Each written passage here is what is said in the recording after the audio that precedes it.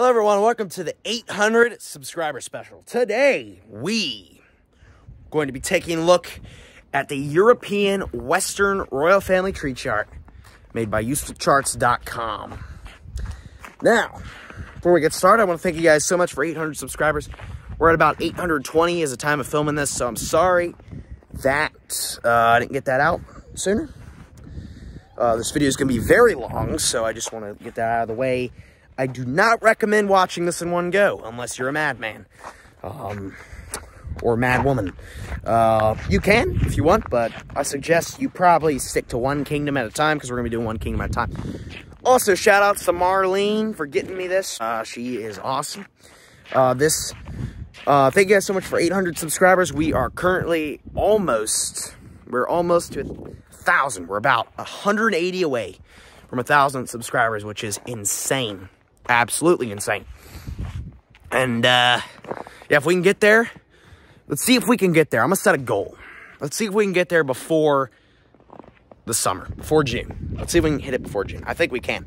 So, this chart was made by a channel called Useful Charts. They have a YouTube channel online. Very good channel. I watch them all the time. They have videos on, they focus on genealogy and monarchies and stuff, and just all history content.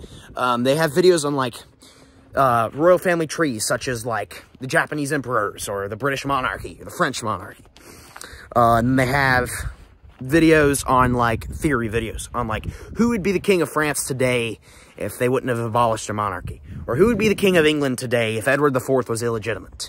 Or who's the Jacobite heir today?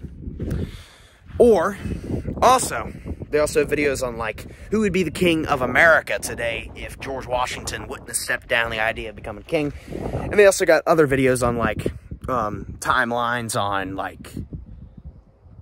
the history of the United States and Canada and all the land and who owned it at what time. And they got videos on other stuff like who wrote the Bible. It's a very interesting channel. Highly recommend checking them out. The chart was made by a guy named Matt Baker, who works for Useful Charts. He's the head guy. Highly recommend if you're into genealogy or monarchy or anything of that sort, or European history, highly recommend checking out their channel. So that's what their chart's from. I did not make this. I'm just going to be explaining it. But today, just a small little subscriber special. Nothing too major. Very informational video. So without further ado, let's go. Alright, so here's the family tree right here.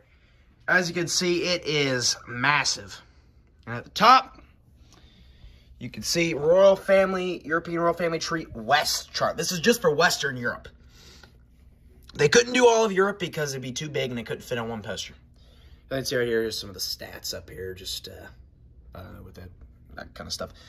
Usefulcharts.com, as you can see up here. The tree starts with Charlemagne, is at the very top. And the reason Charlemagne's at the top is because he is basically known as the father of Europe. He is the most important man to exist because he is connected to every single royal house that came after him. And if you have European descent, such as myself, if you, look anything like me, by what I mean by European descent is, if you look anything like me, I mean, skin-wise. If your skin looks like this, you're most likely descended from Charlemagne if you're European descent. The only people allowed today not descended if you're, African or Asian. You probably aren't descended from Charlemagne. You're probably descended from, Muhammad or someone. But Charlemagne's basically the father of Europe, because he's connected to every single royal house that came after him. Not immediately, because they eventually married into them, though. So, before we get started, I want to show you all the kingdoms on the chart. So, sorry you can't see my face too much. I'll try to show it a little bit, but currently on a bed right now, just hanging out. So, I'm going to show you all the kingdoms on the chart. So, we start off, we have up here, we got the kingdom of the Franks, which is at the top. So, the first one we're going to be doing. And then if you go over here, we have East Francia, Middle Francia. These are all the Franks. And then you got the Holy Roman Empire over here. Scotland in dark blue. England in the red. This goes all the way down. It starts at Wessex and it goes all the way down to England. And then eventually, you can see the Union of the Crowns. And then it goes down to Great Britain and then the United Kingdom, which is what it is today. And then over here we have at the bottom Oh, we have, this is the Netherlands. In the Netherlands, we have Belgium. We have, in the yellow over here, we have the House of Habsburg, the Holy Roman Empire again, which eventually turns into Germany, of course. And then we have the ancient Spanish kingdoms, the Asturians, the Asturias, the Jimenez, the Leon, Castile, Aragon, all over here in the red. This is the largest one. And then Spain eventually. You also have France in blue. France, another giant one. And then you have Portugal in the green. And over here you have Russia. Russia in this corner. And then we have Prussia. Prussia over here. And then all the other middle ones like Wittelsbach, Nassau, Luxembourg, all the other houses. So that's basically the gist of it. Then we get down to the bottom, you have the newer kingdoms that are on here. Greece, Germany, Denmark, and Sweden, and stuff like that. And Norway. Those kingdoms. So this is all Western Europe. So we're going to start at the top with Charlemagne. He's one of the oldest on here. Starts back in the year 768 with Emperor Charlemagne, also known as Charlemagne the Great. He is a very influential figure. So Charlemagne was part of a dynasty known as the Carolingian dynasty, which through his father and his grandfather, his name was Pepin the Great, he descends from him. He's known as the Carolingians.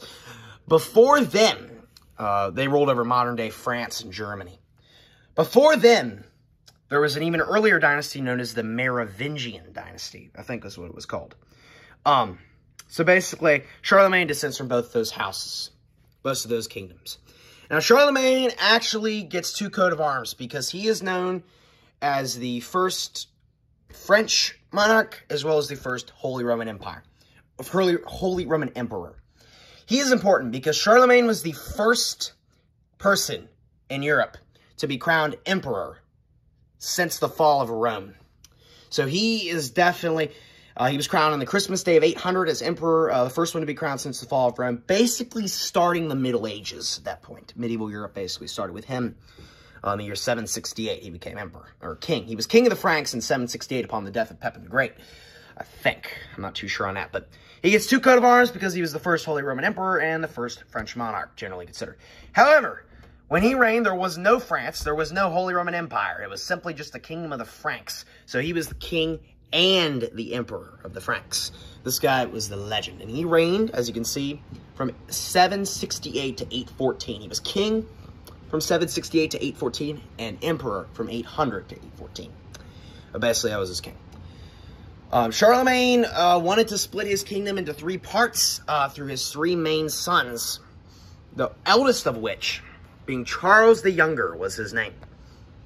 Well, Charles the Younger actually didn't do much because Charlemagne actually ended up outliving Charles the Younger. So Charles the Younger, and he also died without any children. So Charlemagne's senior heir, Charles the Younger, was dead.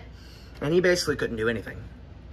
And then you have his second son, who became Pepin, the king of the Lombards. Now, the Lombardian Empire, the Lombards eventually turn into Italy later down the line with the House of Burgundy. And heading on down in this dark green. It only lasts for a while, but not too long, though, with the Italian Empire. The very the early Italian culture. Not, the whole thing isn't shown on this tree. The whole Italian monarchy isn't shown in the tree, but it started with him. Now, Pepin became the king of the Lombards in 781. So Charlemagne was still alive when Pepin became king of Lombards. I'm not too sure when Charles the Younger died. I think he probably died sometime around 790, 800. Probably somewhere around that period. Probably somewhere between 780 and 810. That's probably when he died. But Pepin became king of Lombards. He reigned from 781 to 810, as you can see, of the Lombards. So then we get, we're going to start off, he had a daughter named Adelaide of Lombardy. She married Lambert I, the Count of Nantes. I'm not sure how to pronounce that. I'm not very good with Italian, so bear with me here. I will be good with the Spanish and French in English names, but some of these I'm just going to do my best trying to pronounce them, so I'm sorry about that. She married that guy later down the line. However, Pepin, the king of the Lombards, actually was followed in 810 upon his death.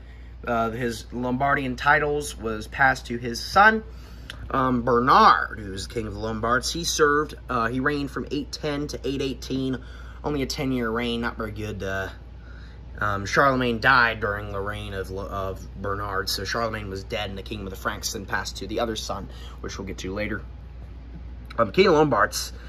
After he died, though, the Lombardian Empire kind of fell for a little bit. They didn't have a direct heir in 818 to follow, because basically the Frankish dynasty overruled them. But we will go down their line right now to see some of his descendants. So you have Pepin, the Count of Vermandois. Pepin is his son. Then you get to his son, his grandson, who is Herbert I, Count of Vermandois as well. Then you have his daughter, who is Beatrice of Vermandois. She ends up marrying Robert I of West Francia, who was eventually the king of West Francia later down the line in the early 920s. Then you get the eldest son, Herbert, the Count of Vermandois title passed down to his son, Herbert II. Herbert II titles passed down to Robert, the Count of Mau. I don't know how you pronounce that. I'm pretty sure it's silent. Those are silent, but I don't know. And then he didn't have any sons, so the title passed to his daughter, Adelaide of Lombard, who actually married Geoffrey, the Count of Anjou. And that's where the Lombardian, that's where Pepin's, that's where Bernard's line comes to an end. All of those guys will play an important role in England and France later down the line, because they'll end up marrying in those guys. So we have, after him, we'll get over here to this side here. Adelaide of Lombard, and obviously married Lambert I, the Count of Nantes. And then they had a son named Guy I, the Duke of Spoleto. Now, he was that guy.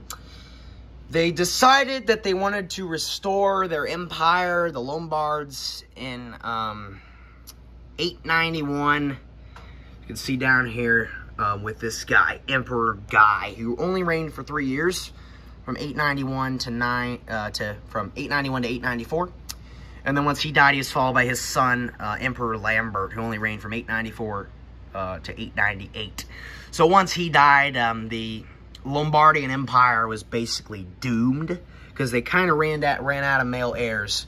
All of the male heirs on this side of Charlemagne's branch basically died out. And then you get down here to the House of Ivory.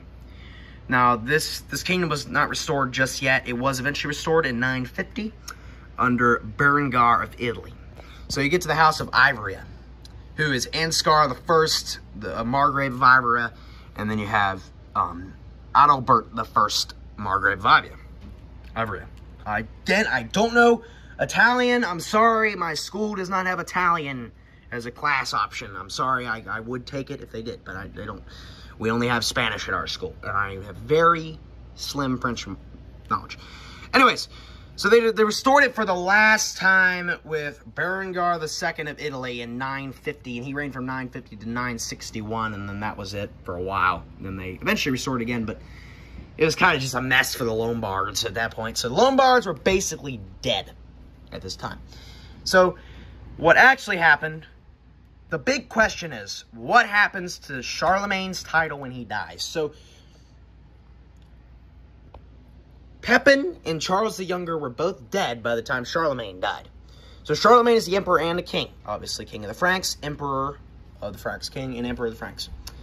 So his titles had to pass down to his only surviving son, who became Emperor Louis I.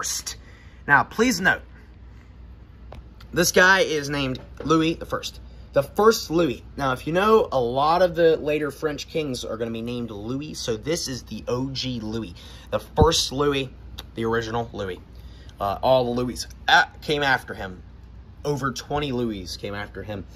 Not counting the regular numbers. I mean, if you count those, there's only 19, but there was other Louis that came after him in multiple kingdoms that were named after him. So This guy was legendary. Basically, again, one of the ancestors of all of these guys. Not as much as Charlemagne, but...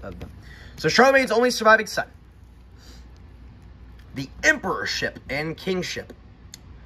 So basically, Pepin took the title of king after Charlemagne. The emperors, the title of Emperor of the Franks, was passed down to his son Louis. Louis the First. P.S. And he reigned from 814 to 840. Nice 26-year reign. That's not bad, especially for that time period in the 800s. So he had a nice long reign, I will say that.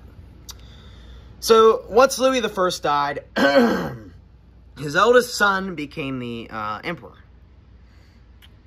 There was 3 kingdoms of the Franks. The Franks split apart in 843, forming 3 kingdoms. You had West Francia, Middle Francia, and East Francia. Basically, West Francia corresponds with current modern-day Germany, or East Francia is modern-day Germany, Middle Francia is modern-day Italy, and West Francia is modern-day France. But Middle Francia wasn't very good. Middle Francia was the most powerful when Louis I died. So when Louis I died, the emperor title passed down to his eldest son. It's not listed here, but this was his eldest son, Emperor Lothair I, who reigned Middle Francia from 840 to 855. Lothair I, obviously, was that guy. So then there was, and then this guy, he got the emperor title, but the king title went to this guy. He got split up. When Louis I died, his first 2 sons took the title. They didn't want to do king and emperor like they did with Charlemagne and Louis I. Louis I's emperor title went to Lothair I, and his king title went to Charles II, or known as Charles the Bald, of West Francia. So you have West Francia and Middle Francia. Then there was a treaty signed, the Treaty of Verdon in 843, which splits it into 3 parts. The third part being East Francia with Louis the German king, who was also the son of Louis I. Now, we're going to start with Middle Francia, because Middle Francia is the most simple, because it doesn't last very long. But just note, these were 3 separate kingdoms all going on at the same time. So, you had what? Middle Francia. Alright, so you have Lothair I. He reigns Middle Francia from 840 to 855. A nice 15-year reign. Nothing too special happened in that time period. So then you have his eldest son. In 855, when Lothair I dies, the throne passes to Lothair II, who's the king of Lotharingia. Now, he didn't last very long, so very shortly after, and he died without any sons. So the title then passed, the emperorship passed to his brother, younger brother, who became Emperor Louis II, obviously, because the first Louis is up here. Louis II. So Louis II died in 875. From 855, he reigned from 855 to 875. When he died, there's been an issue. Because from Lothair I, Middle Francia ran out of male descendants. So, basically, what happened was, after Louis II died, in 875, the throne of the emperor title was given to Charles II, Charles the Bald. Now, Charles the Bald is known as Charles II because basically the first Charles was Charles the Younger, and he technically was not really emperor of the Franks, but not really. So here was West Francia. West Francia is the other one. I believe he's the second son of Louis I, who gets Charles the Bald. Now, he's king from 840 to 875, and then he's emperor from 875 to 877. So he becomes emperor upon the death of Lothair II because there's no more male heirs in Middle Francia. Middle Francia doesn't exist anymore. However, in 901, Middle Francia decided they wanted to try to restore their empire because they were not liking how West Francia was handling it. So what they did was Louis II had a daughter named Ermengarde. So it was the guy that came back in was named Emperor Louis III, who was actually the grandson of Emperor Louis II. Excuse me. So he only reigned from 901 to 905, so he only reigned for 4 years. After that, all of Lothair I's Middle Francia was done for dinner. It was dead. Middle Francia, just get out of here. So then we get over here to West Francia. Now, West Francia starts, obviously, with Charles II. Obviously, the second, because Charles the Younger. He's king from 840 to 875, and emperor from 875 to 877. The kings, he was originally the king. It was eventually passed to East Francia, the kingship. It was always emperors, and then it was just kings after that. Obviously, the kings. So, after that, Charles II basically said, all right, you know what, East Francia, since Middle Francia has ran out of male heirs, we can just be, we'll let West Francia be the empire, and East Francia can be the kingdom. So, West Francia's got the emperor, East Francia's got the king. That's all we need. So, in East Francia, Louis the German king is still on the throne by the time Middle Francia is dead, which he was also the son of Louis I, the Pious. I'd like to also note that Louis I had a daughter named Gisela, and she married a guy named Saint Eberhard, the Duke of Friuli. And they had a son named Emperor Berengar I, who reigned from 915 to 924. Not too sure what kingdom he reigned over. From the looks of the color, it looks like it was either Lombard kingdom or it was either of the Lombardians, probably not, or Middle Francia. It was probably Middle Francia. It just jumped over here for whatever reason. But that's how that goes, and then we'll get to this in a sec. So, we then get to Louis the German king. Now, he reigns from 843 to 876. He dies in 876. He has a lot of sons that later become king. He's first followed by his eldest son, Charlemagne, who was the king of Bavaria at the time, because this is before the Holy Roman Empire was a thing. There was a ton of different kingdoms in modern-day Germany. So, he's obviously the German king. This was the last time, I think, all of Germany was reunited in that time period. So then that gets passed. The throne gets passed to two people in 876, his first and second son. His first son is Charlemagne, who was the king of Bavaria, and he rules from 876 to 879. Only rules for about 3 years.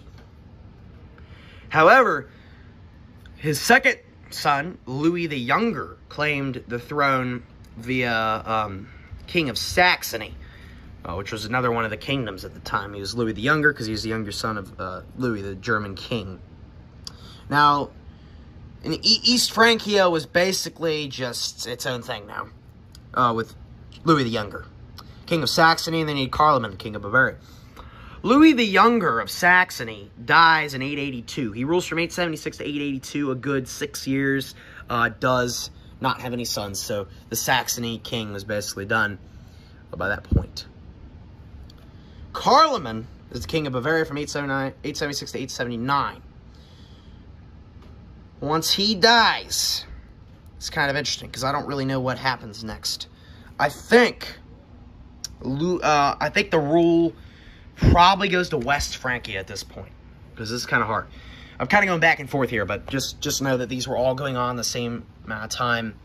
And it's kind of hard not to do them all. It's kind of hard to do them all at once. Anyhow, so Charles the Bald dies in 877, around the same time as Louis the German king. He actually outlived the Louis German king by a few years, about a year. So his title is passed down to Louis II, who becomes the emperor, the king, or becomes the emperor of West Francia. Now, he rules from 877 to 879.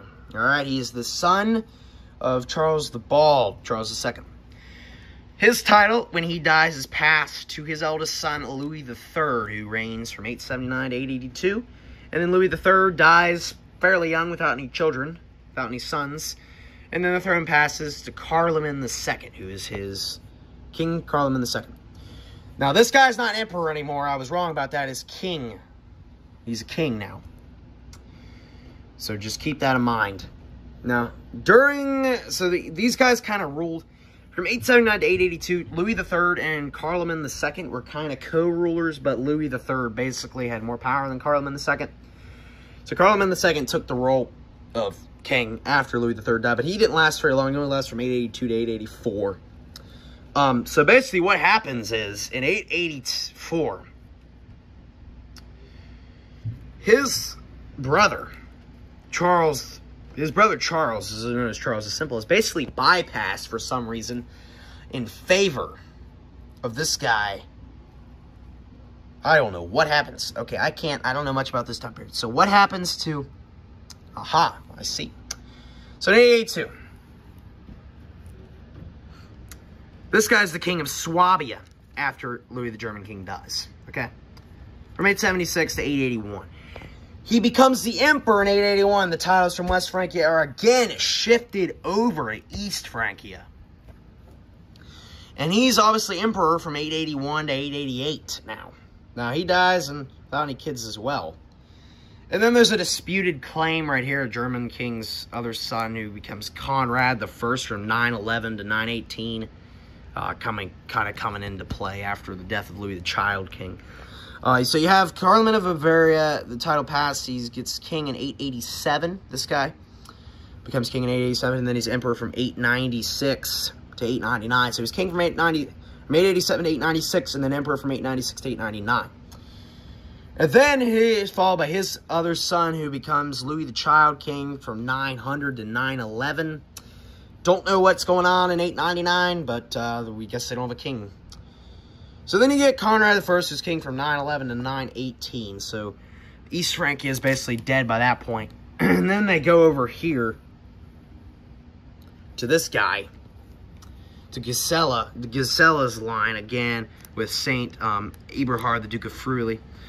This guy got Emperor Berengar, is another emperor, guy that claims the Middle Frankian title in 915, and actually reigns for 9 years from 915 to 924, but eventually dies without any kids, and it's just a mess from there. Ingiltrude is his sister. All right, she marries a guy named Henry of Franconia. And they have a son named Hedwiga of Bamberg. Or a daughter named Bamberg. She marries a guy named Otto the First, the Duke of Saxony, who is the son of Lindolf, the Duke of Saxony, who descends from the Ottoan house, Ottonians, which go up even further than this period. So then the Germany title of all these, since all these guys are dead, all of these guys are dead. East Francia is basically done by this point. So Charles the Fat dies in 888. He's basically united all the Franks are all united that time, so I just wanted to point that out because I don't think I did earlier. So then you get to this guy. He's the most senior heir of Louis the German King. He's not even descended from Louis the German King, so he's actually descended from Louis the First of the Pious. So he kind of screwed himself over by splitting his kingdom up. So, you know, all of those didn't last. Middle Francia didn't last. East Francia didn't really last, but it did eventually. So then the most senior heir now on this side of the branch of Louis the First is actually through his daughter, Henry, who is Henry Fowler, the King of Germany from 919 to 936. So he's got a pretty good, decent reign, as you can see. And then through him, his son eventually takes over after him, who is Otto the Great. Now, Otto the Great's a very famous king. He's king of East Francia, is what he starts out being from 936 to 962. In 962, the Holy Roman Empire is formed, and he is crowned as the first, technically, if you don't count Charlemagne. Charlemagne was technically Holy Roman Empire. These guys were technically Holy Roman Emperors. The first guy to use Holy Roman Emperor title, however, was Otto the Great in 962. So he reigns the Holy Roman Empire from 962 to 973. His full reign is from 936 to 973, which is a very long reign, especially for that time period. That's almost 40 years. That's a long reign. So, not to mention that we'll get to all this stuff later once we do the Holy Roman Empire. We'll save this for later, Holy Roman Empire stuff. So just keep that in mind. Holy Roman Empire we're putting off now because it's just the Franks. So now, with Middle Francia and East Francia gone, well, East Francia is not really gone. It's just Holy Roman Empire now. We're going to move over to West Francia. Now, West Francia was the most complicated. West Francia eventually turned into France. So where do we leave off? So we got Charlemagne the Second here. We already did the Vermin Walls and all that stuff. So in 884, the title was passed to Charles the Fat, who becomes actually king of West Francia also. Charles the Fat eventually does end up dying in 888, though. And, again, Charles the Simple, Charles III, is skipped over again, because no one likes Charles III, by this guy over here, named King Odo of West Francia.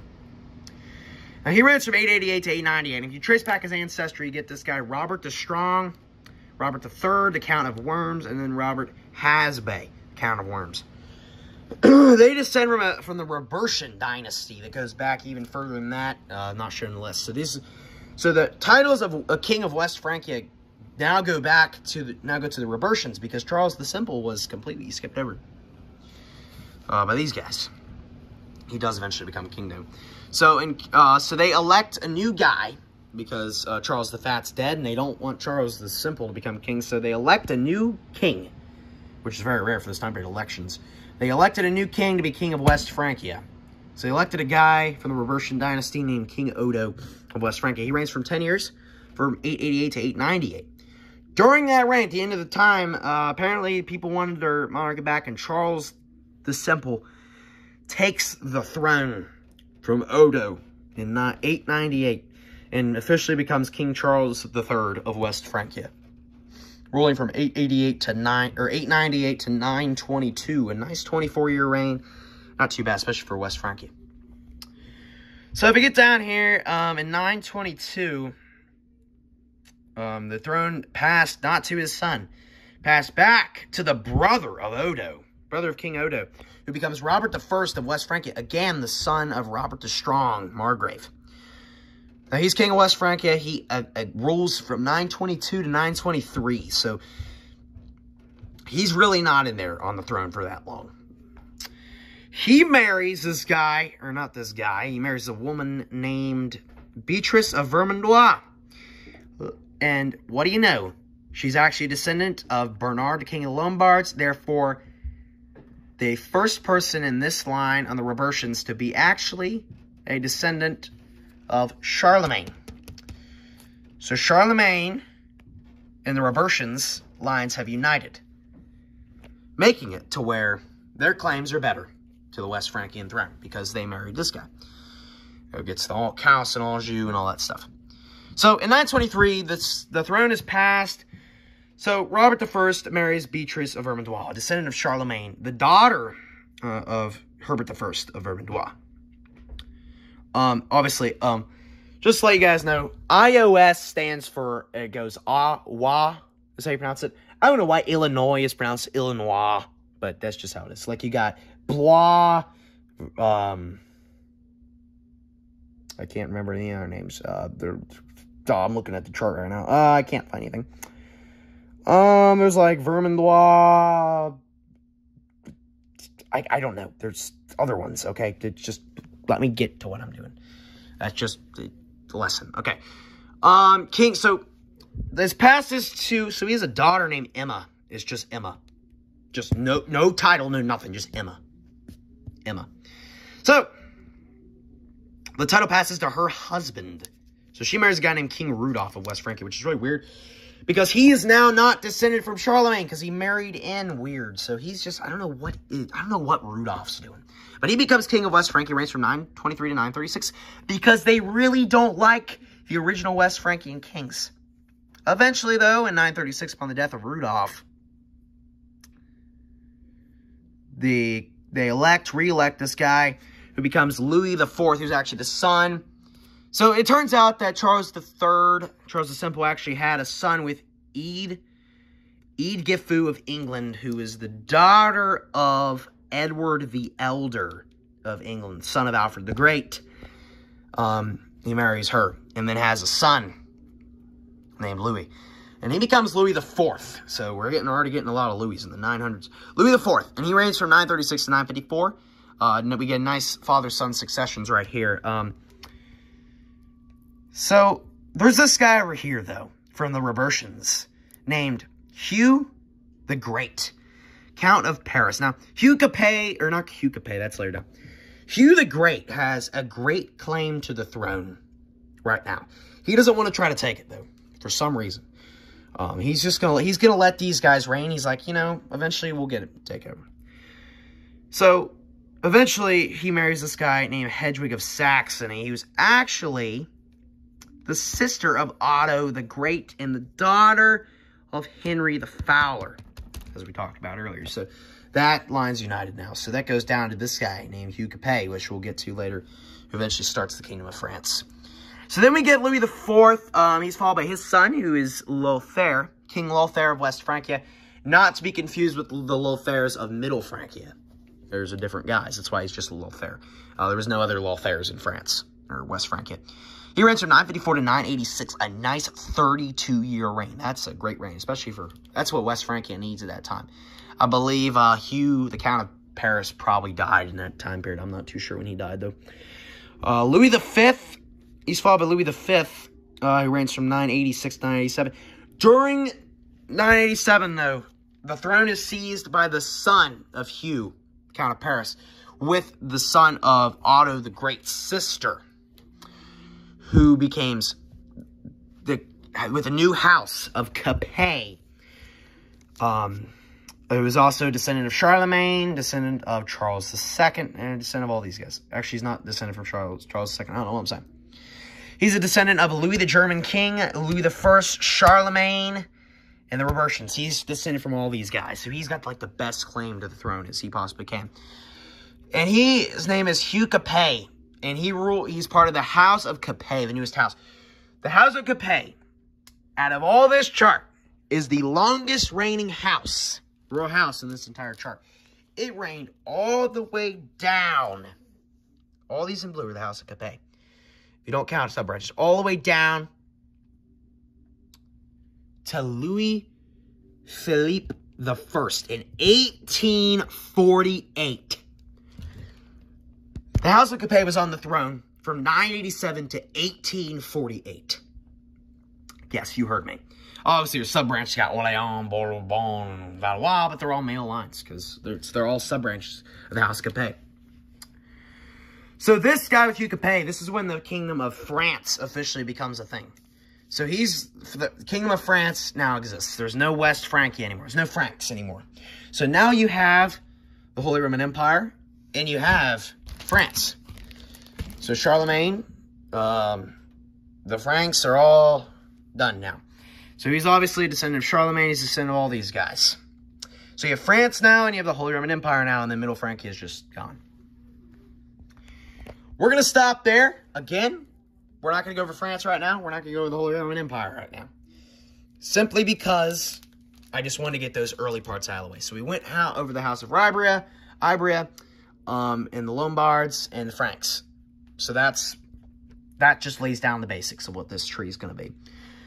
So now we got to cover this section right here. Now this section is very weird because this section is not descended from Charlemagne, but they will eventually get into it. So you get guy named. Oh, we'll do this later. The Spanish stuff later. Actually, we'll do this right now because this is gonna lay it out. You know, no. We're gonna do this later because I don't feel like messing with this. It's just a nightmare. Look at all those kings. Look at all that. Look at all this stuff, man. That's insane. Okay, so we're gonna start with these houses right here. So the kind of things just stick out. These things just don't. I don't know. So you have the four houses right here. You got the House of Anjou, House of Normandy, Wessex, and Alpine. So these all turn into what will eventually become England, or what will eventually become Great Britain in the future. So, those of you who aren't aware, I just need to stretch my legs a little bit because I am getting tired right now. My legs are. So, alright, so as you can see, we're going to start. So we get the House of Anjou in Normandy. Very important to the history of England because they eventually lead to stuff later down the line. So we're going to start with the House of Anjou. I'm just going to show you some of the counts. You have the Counts of Anjou, and then you have the Dukes of Normandy, and they eventually turn into what later becomes England. So you have the House of Anjou. Anjou, one of the most important names in this entire chart. So Anjou... Jeez. So you have the first Count of Anjou listed on here is Ingelger. The first Count of Anjou And they were around the same time as, like, Alfred the Great and Louis II. Around the 870s is when he becomes Count of Anjou. Anjou titles passed to his son, Fulk the First, Count of Anjou. Then his son, Fulk the Second, Count of Anjou. And then his son, Geoffrey the First, Count of Anjou. Now, Counts of Anjou is just the OG Counts of Anjou, just nothing really too special about them. Here's where it gets interesting, because Geoffrey the First, the Count of Anjou, marries Adelaide of Moux. And if you remember her, she's the daughter of Robert. He's the Count of Meaux. I think it's Meaux, actually. That's how you pronounce that. Adelaide of Meaux. Geoffrey the First marries him. The Count of Anjou marries Adelaide of Meaux, who is the son, or is the daughter of Robert, the Count of Meaux, who's actually the son of Herbert II Vermandois, who descends from the Lombards, and therefore Charlemagne. So that's when you get Charlemagne out of those, because they married a line. So now the Counts of Anjou are now descendants of Charlemagne. So then the Count of Anjou title passes to Geoffrey's son, Fulk III, who's Count of Anjou. However, please note that he did have a daughter named Judith of Brittany, who marries Richard II, the Duke of Normandy. You see the connections right there? Yep, Duke of Normandy, we'll get down to him. Second, which eventually leads to this guy that you probably never heard of before. So, yeah, you get that. So then the Count of Anjou, we got to go. So, Adelaide of Meaux. Fulk III of the Count of Anjou obviously gets down there. Then the Count of Anjou is past Ermengarde of Anjou, and then Fulk IV. And then Fulk, the King of Jerusalem. Is actually a king, a monarch, King of Jerusalem. The Counts of Anjou were basically, that's not, Fulk does not take the Count of Anjou title. He takes the King of Jerusalem. So then you get down to to his son, which eventually is this is a very important guy in English history. Geoffrey Plantagenet, Count of Anjou, which will eventually marry into Empress Matilda, and the father of King Henry II of England. So that's Count of Anjou, very important. Then you got the House of Normandy. So the House of Normandy, very interesting house. My gosh. Famous royal house. So, you get here with this. Now, the House of Normandy, obviously, it starts with a guy named Rollo, who's the leader of the Vikings, or the Danes, as they were called, or the Danes, the Vikings, whatever you call them. And he's born in, like, the 860s, okay? In the year 911, he settles on the coast of what is today, like, northeastern France, an area known as Normandy. He establishes the Norman dynasty, who's Rollo the Viking. He's the leader of the Normans. I think he's buried in Normandy. I really want to go there and see his grave someday if I can. So that's Rollo. Rollo is a really cool guy. I recommend if you do some research on that guy, you'll get to know more about him. He was the leader of the Vikings. So he settles in Normandy, in France, modern-day France. Obviously, I guess at that time it was West Francia. And establishes the Norman dynasty. So then you get down to his son, the Duke of Normandy, was passed to his son, William I, the Duke of Normandy. It's actually known as William Longsword. He's a pretty famous guy, too. William Longsword. I'm actually a descendant of the House of Normandy, so at least from what I've done, my research I've done, I'm not sure if it's true. I hope it is, but I don't know. Then you got Richard I, the Duke of Normandy, who is the son of William Longsword. It gets pushed down. Next generation is the grandson of Rollo. Rollo Ragnvaldsen, forgot his name. I can't pronounce the last thing. So, Robert I, just note before, he has a daughter named Emma of Normandy who marries Athelred the Unready, the king of England. One of the longest reigning Anglo-Saxon kings of England. The Anglo-Saxon period, for those of you who don't know, is this period right here between Alfred the Great and Harold Godwinson. These are the Anglo-Saxon kings of England. And then you get William the Conqueror, which eventually turns out here. So Emma of Normandy is the daughter of Richard I. And she marries Athelred the Unready of England, which is pretty cool. Athelred's a cool guy. So then you get the Duke of Normandy title passes down to Richard II, who's also the Duke of Normandy. He marries Judith of Brittany, who's the daughter of Ermengarde, who is the daughter, of Geoffrey I, the Count of Anjou. So Normans and the Anjous are now united right there. They both together have a daughter named Alice of Normandy, who marries Reginald I, who is the Count of Burgundy, who obviously descends of the Italian house of Ivrea. So that's who he marries, and then she's also the mother of William, the Count of Burgundy, which is another royal house that has significance of Burgundy. Also, is another reigning dynasty. Burgundy actually went on to reign in Portugal and Spain later down the line. So, House of Normandy, you go over here.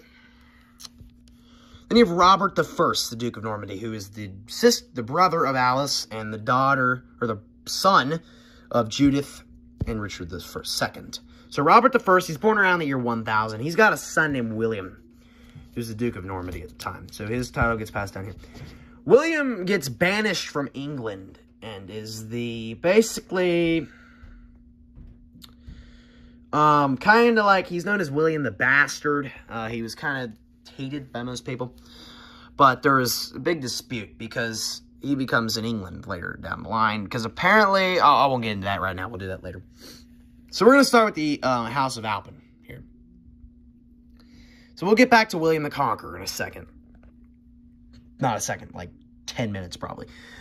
Alright, so we're next getting to the House of Alpine right here. Now the House of Alpine eventually goes into Scotland. Now, since the tree was so big, he couldn't put in all the Scottish kings that go into here.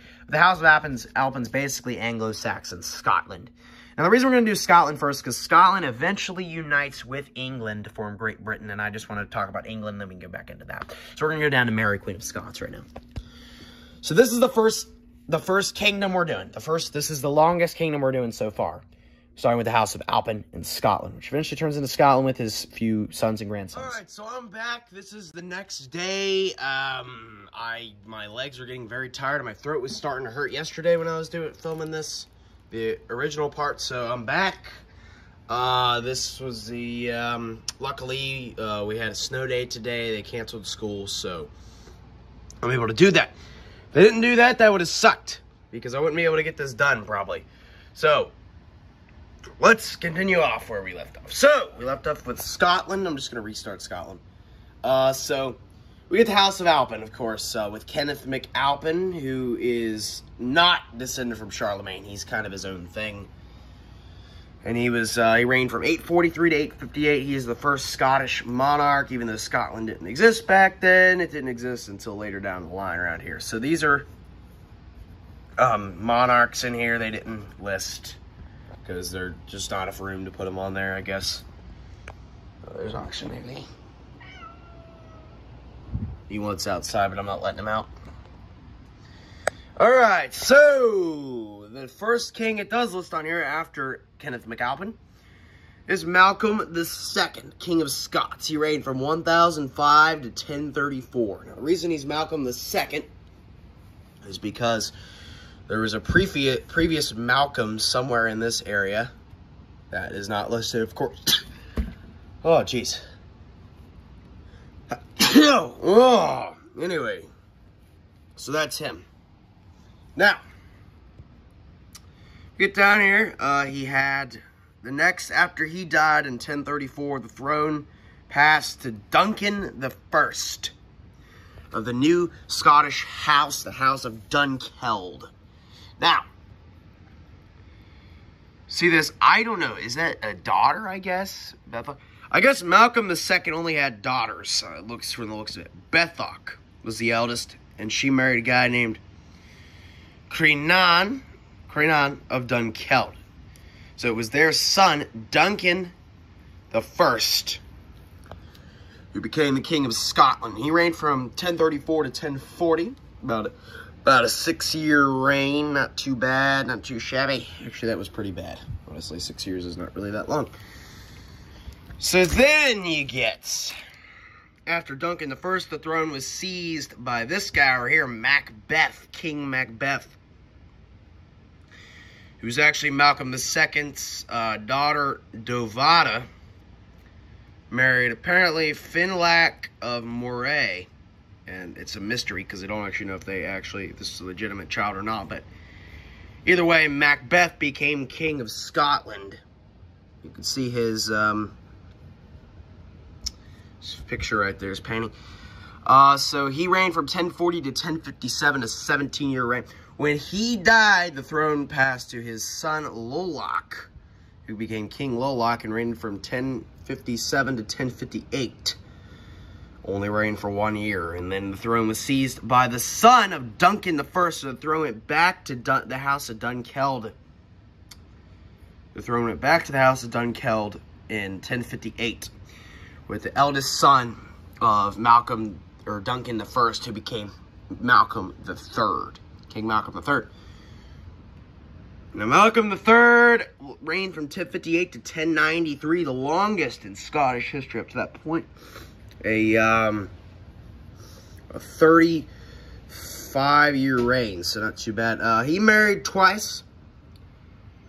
His first wife was Ingeborg Finney's daughter, Dottir, and she had they had a son named Duncan. And then he married a second time to St. Margaret of Scotland, who's a pretty famous woman. She was actually the granddaughter of Edmund II of England and the sister of Edgar the Atheling. Obviously, Edgar the Atheling didn't really rule, but she was the granddaughter, I guess, granddaughter of Edmund II of England. So yeah, that's basically now the Scottish kings descend from England. England and Scotland are very similar in because they're both on like the same area. They're kind of isolated from the rest of Europe because they're on the Isles, the British Isles, which is kind of interesting. So then you get Malcolm III. Malcolm III dies in 1093. The throne then passed to his eldest son, Duncan II, and he reigns only in 1094. Or no, that's not what happens. When Malcolm III dies in 1093, the throne passes to his brother, not his son. Passed to his brother, Donald III, who reigns from 1093 to 1097. During the reign of Donald III, though, the throne was seized by Duncan II, who is Malcolm III's son, but Donald III got the throne back. He's also Donald III because there were two previous Donalds in there that didn't go over. So Donald III reigns until 1097. In 1097, throne passes to the half-sibling of Duncan II, Malcolm III's children with St. Margaret of Scotland. Their eldest child was Edgar. So it passed to King Edgar, and he reigned from 1097 to 1107. Nice 10-year reign. Also to note that St. Margaret of Scotland and Malcolm III had a daughter who became Matilda of Scotland, and she married Henry I of England and was the mother of Empress Matilda. So just keep that in mind. So Malcolm III, eldest son, was Edgar. He became King Edgar of Scotland. He reigned from 1097 to 1107. And then after he died without any heirs, so the throne then passed to his next brother, Alexander I, and he reigned from 1107 to 1124. And then lastly, Alexander I also died without any sons, so the throne passed to David I, who was the last surviving child of Malcolm III. And David I lived a long time. He actually lived to be like very old, or at least for that time. He reigned from 1124 to 1153, an almost 30-year reign, especially being the third son. It's crazy. So, David I lived quite a while, and he actually ended up outliving his son, who was Prince Henry of Scotland. He outlived him, so the throne was passed to Henry's son, who is Malcolm IV. Now, Malcolm IV is the grandson of David I. So David I, in 1153, upon his death, it passed to Malcolm IV, who reigned from 1153 to 1165. A nice, about 12-year reign. After Malcolm IV, He died, again, without any sons. A lot of these kings didn't have any kids, for some reason. Past his brother, who became King William the Lion of Scotland. He was also, again, the grandson of David I and brother of Malcolm I, son of Prince Henry of Scotland. So, William the Lion reigns from 1165 to 1214. 49 years. Probably the longest reigning Scottish monarch until James I, or until James VI. So that was him, 1165 to 1214. He lasts quite a while, if I do say so myself. Since he's William the Lion, he was the guy that added the lion to the coat of arms in Scotland, I guess is what that is. So yeah. Upon his death, when William the Lion passed away in 1214, throne passed down to his son Alexander II, who reigned from 1214 to 1249, a nice reign as well. 25 years reign, that's not bad either. So that was Alexander III. Or no, Alexander II.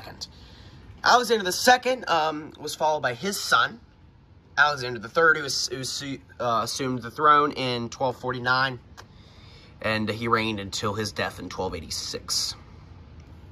1249 to 1286 on Alexander III. So, then we get over here. So, Alexander III, in 1286, was followed by a female monarch, a queen. The first Scottish queen. Next. So, here's what happened. So, Alexander III married Margaret of England, who is the sister of Edward I, daughter of Henry III of England. Alexander III married her, and they had a daughter named Margaret of Scotland. She married a guy named, she married King Eric II of Norway, and they had a daughter named Margaret, and Margaret was the only surviving grandchild of Alexander III, and thus became the queen upon his death, because Alexander III ended up outliving Margaret of Scotland. So Queen Margaret became the queen in 1286 upon the death of Alexander III. So Margaret reigned only 4 years, from 1286 to 1290. So after her, there was a bit of an issue here. There was no immediate descendant to take the Scottish throne after she died in 1290. So they had to go all the way up here to the brother of William the Lion and Malcolm IV, the third son, David, the Earl of Huntingdon. Now, he was obviously long dead by 1290, so they had to go down. The most senior branch of that was his daughter. He only had daughters, so the daughter, Margaret of Huntingdon, she had a son named Dervergila of Galloway, or maybe there was a daughter out there, they had a child, and then that person had a son who was John. So he became King John Balliol of Scotland. So Scotland, he became king in 1292. So from 1290 to 1292, there was no Scottish monarch for 2 years. Basically, the reason for this is Edward I of England had many conquests in Scotland. He was known as the Hammer of the Scots. He actually ended up ruling Scotland for about 2 years. Edward I. But the throne was eventually taken over by John Balliol in 1292. So that's how that happened. We'll get to more Edward I in a second. But Edward I ended up seizing the throne after Margaret died in 1290, and he ended up ruling Scotland from 1290 to 1292.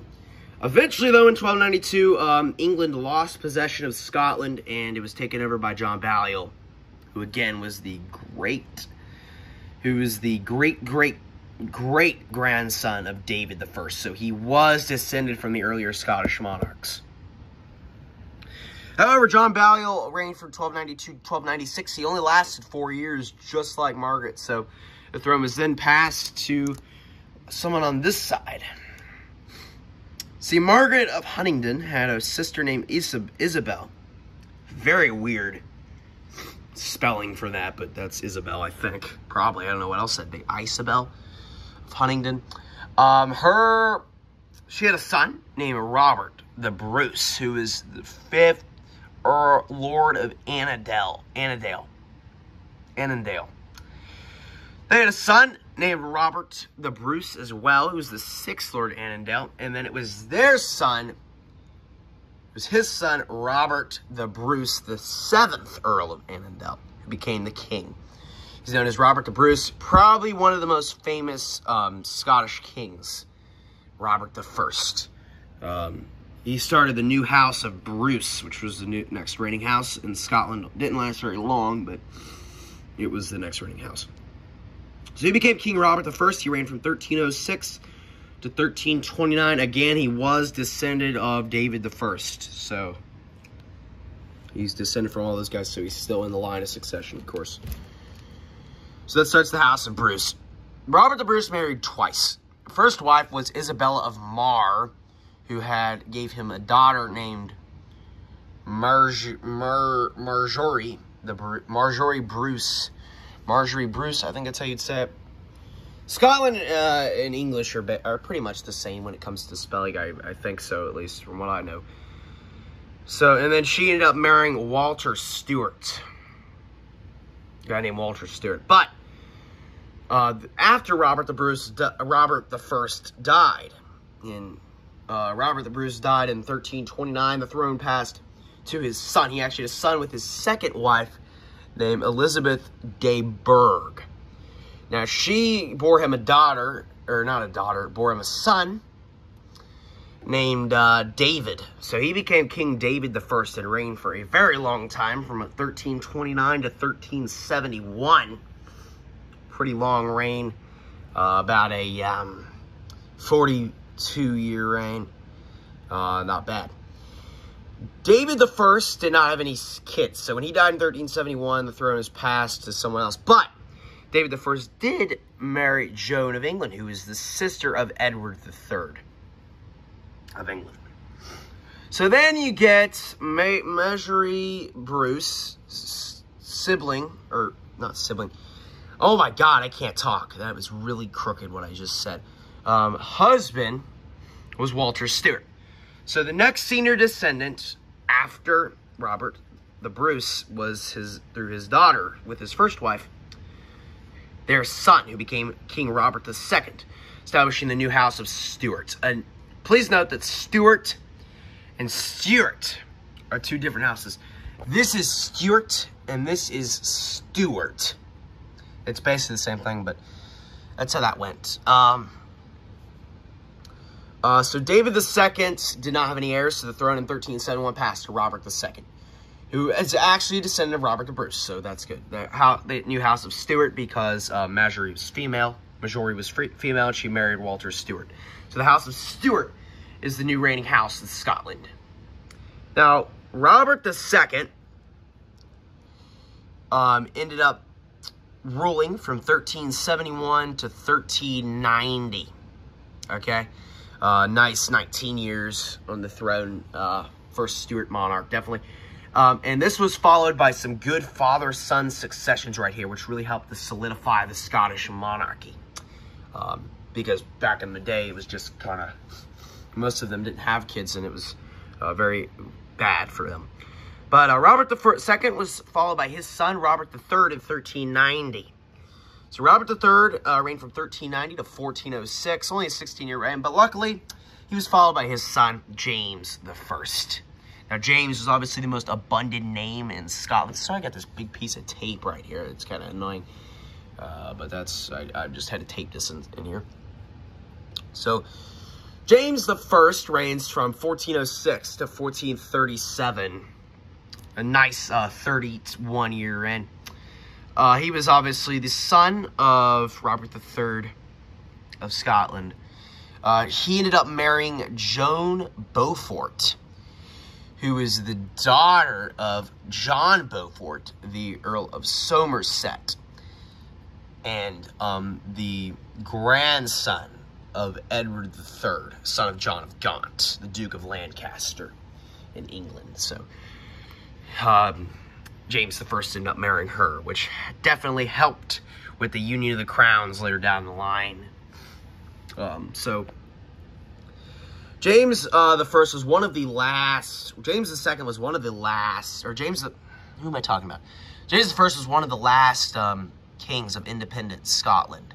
The next few Jameses were the last kings of independent Scotland. So until in 1603 with the union of the crowns. So Joan Beaufort was the daughter of John Beaufort, the Duke of Somerset, and she married James I. And James I obviously reigned from 1406 to 1437. Nice reign right there. James I was followed by his son, James II. James II reigned from 1437 to 1460. 23 years. Right there. James II. James II luckily also had a son named James III. James III, I think, was like, I don't remember. I think he was like 6 years old or something when he became king. He was like really young. Or maybe that was James II. One of these guys was like really young when they became king. So I'm not too sure on that. But that was my eyes do that stupid thing where I can't see right now, so that's not good. James III runs from 1460 to 1488. I think he's only like 3, maybe like 6 years old when he becomes king, so he's like a child. Most of these James were children when they became king. James III married Margaret of Denmark, and they had a son named James as well, and he became James IV. And reigned from 1488 to 1513. Now, James III, I think, died young, and James IV was about, like, what was he, like 3? No. Can't remember how old he was, but he was young. He was, like, maybe, like 6. I think he might have been, like, a teenager. Something. He was a young guy. He was definitely not of age when he became King James IV. But James IV did end up marrying Margaret of England, who is the sister of Henry VIII. Now, this was what helped with the union of the crowns later down the line with England once they ran out of male heirs. They ran out of heirs. So they had to go up here, and that's where they had. So Margaret, who was the daughter of Henry VII of England, married James IV. And he reigned from 1488 to 1513. However, there was a problem. When James IV died, his eldest son was James V. And James V reigned from 1513 to 1542. He was like 1 year old when he became king. He was born like 1512. James V was 1 year old. Basically a newborn baby when he became the king. So you basically have a 1 year old baby ruling a kingdom at this point. He's 1513 to 1542. He does end up reigning for about almost 30 years. But he ends up dying very young in his 30s. And he's got a daughter, Mary, Queen of Scots. Okay, let's get this. If you think one was young. But when Mary, Queen of Scots was born, is the only child of James V, only legitimate child of James V, Mary, who's the queen. When she was born, James V was already on his deathbed. She was literally 6 days old when James V died. Therefore, she became Queen of Scotland when she was 6 days old. That is ridiculous. So she was a 6-day-old queen. So you got a freaking newborn baby ruling a kingdom. Obviously, she wasn't really ruling, but she was the queen at that time. Oh, my eyes suck. Okay, all right. So she reigns from 1542 to 1567. 6 days old, Mary, Queen of Scots. Insane. Now, Mary, Queen of Scots was the last full monarch of independent Scotland. Oh, crap. Poster's falling over. She's the last full monarch of independent Scotland. And she marries a guy named Henry Stuart, the Lord Darnley, who, they have a son named James, and he becomes James the 6th and 1st. The reason he's James the 6th is because he's the 6th James in Scotland, but he was the first King James in England. You'll see what that happens. So he takes the throne in 1567. He's 1 year old when Mary Queen of Scots dies. Mary Queen of Scots is executed by Elizabeth I, because Elizabeth I didn't want her to try to take the English throne. So Elizabeth has her beheaded in 1567. And then, but she had a 1 year old son named James, and he became King James VI of Scotland, and actually reigned from 1567 to 1625. He was one of the longest reigning monarchs in European history, the longest reigning monarch in Scottish history. But he didn't reign England for very long, but he reigned Scotland.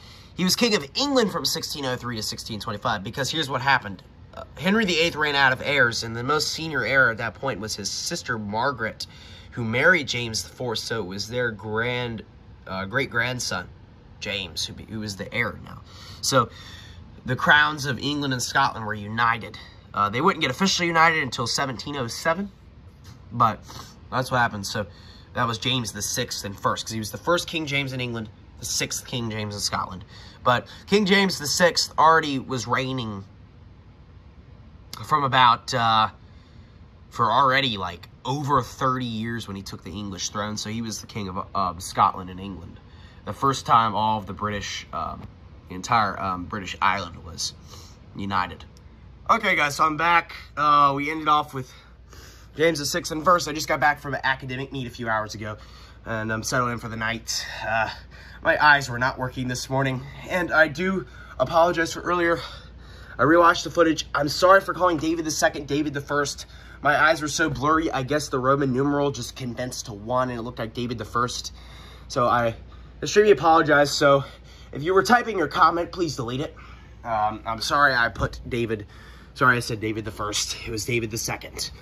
I apologize. Just want to get that out of the way. So we ended off with James the 6th of Scotland.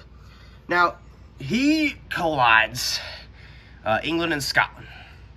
So that's why I decided to start with Scotland, because we're going to get back up to England, and we're going to go back to where we left off. So we're going to start with England, though. So back up here. So we're going to start with Alfred the Great, who is the first king of England on this chart.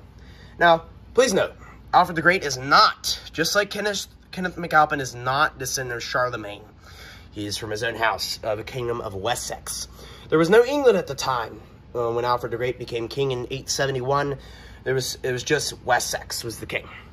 So Alfred the Great rules Wessex from 871 to 899. And he has this dream of uniting all of England.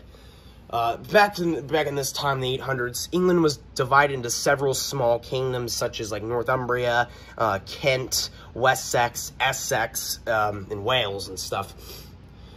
Alfred the Great had this dream to unite all of the Anglo-Saxon kingdom into one England, and eventually did so with his grandson Athelstan, which we'll get to in a second. So Alfred the Great rules from 871 to 899. When he dies in 899, the throne is passed to his son, Edward the Elder. Now, Edward the Elder is a very cool guy. He was the last king of Wessex, independent Wessex, that is.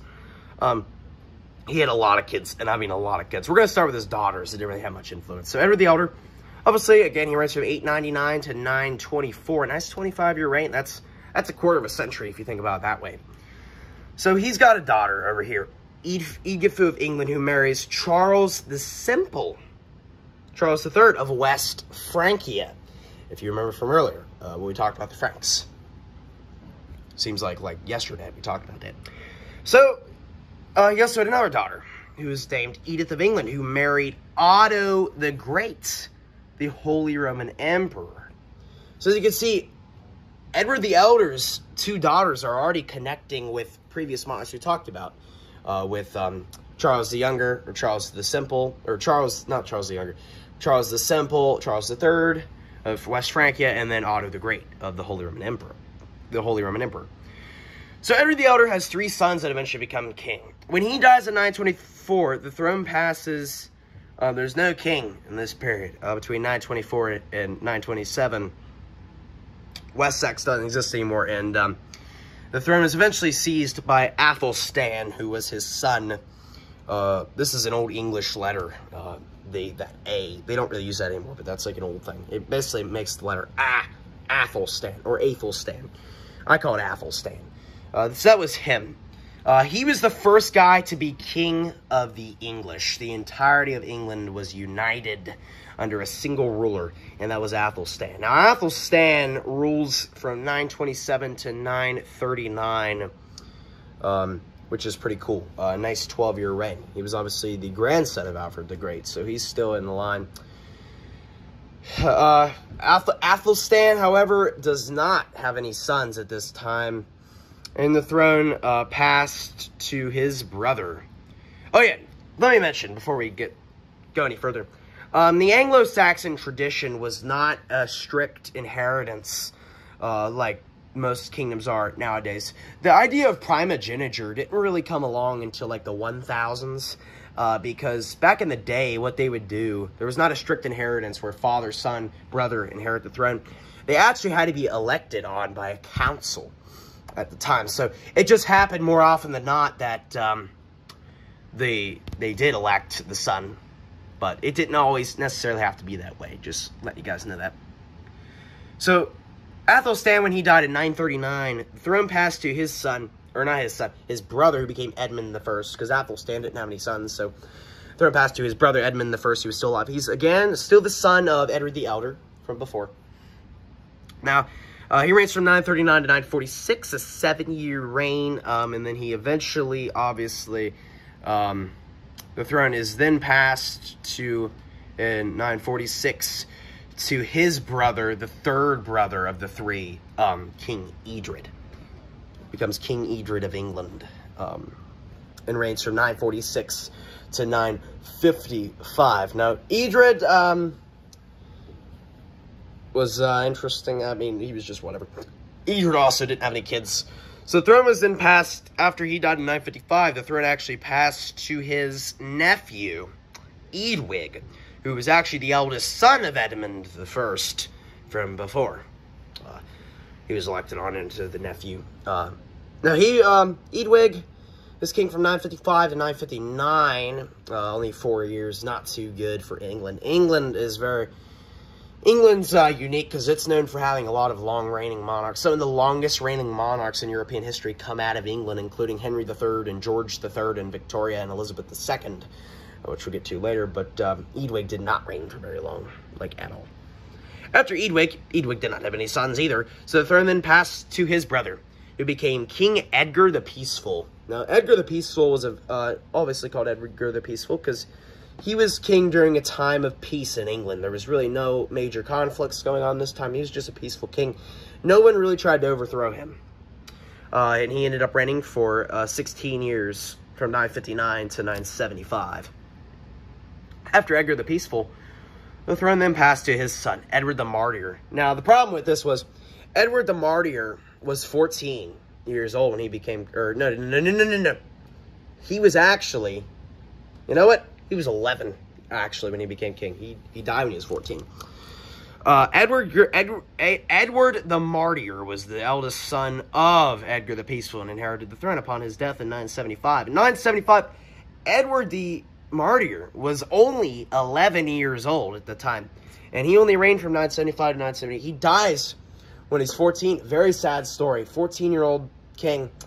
He's dismounting his horse, and people go up and stab him to death. So he was actually the first and only English monarch to be assassinated. The first person on this chart we've gone over so far. Edward the Martyr was the first king to be assassinated, and it's very sad because he was only 14 years old when he got assassinated. And the sad part about it is, the people that killed him, he was dismounting his horse and they stabbed him to death. The people that was the idea was actually his brother, Athelred. So it was under him that he actually killed his brother to become king. Athelred the Unready was what he was known as. Now, he obviously didn't kill him himself. He obviously led the people that killed him. But Edward the Martyr did not last very long. And obviously, since he was 14, he did not have any kids. I'm not going through the argument. I know some 14-year-olds have children, and that's really weird, but that's how it is sometimes. And, you know, I'm sorry. Edward the Martyr just did not have any. So, once he died, the throne was obviously seized by Athelred the Unready, who was the son of him, obviously the son of Edgar the Peaceful from earlier. The second son, Athelred the Unready, reigned from 978 to 1016, the longest of the Anglo-Saxons in England. By the way, when I'm referring to Anglo-Saxons, I mean from Alfred the Great in Wessex all the way down to the Norman Conquest in 1066. So Athelred the Unready reigns from 978 to 1016. During this period, England was attacked quite frequently by Vikings during the late 900s and early 1000s. So just keep that in mind. He was dealing with a lot of that during his reign. And he had two wives. The first wife was Aelfifu of York. She bore him a son who would eventually become King Edmund II in 1016. He also married again to Emma of Normandy, who was the daughter of Richard I, the Duke of Normandy. So he married the daughter of the Duke of Normandy, Athelred the Unready, and they had a son named Edward. So Athelred the Unready, as I said, he was attacked by Vikings, or the Danes, as they called them. The Vikings. Vikings are kind of a modern term. They were known as the Danes back in that time. So eventually, a Viking king overthrew Athelred the Unready in 1013 and became Sven Forkbeard. Sven Forkbeard, a Viking, took him over, which established the House of Gorm in England, which did not last very long. He was the Danish king. Obviously, Vikings, the Danish back then, basically on the sea all the time.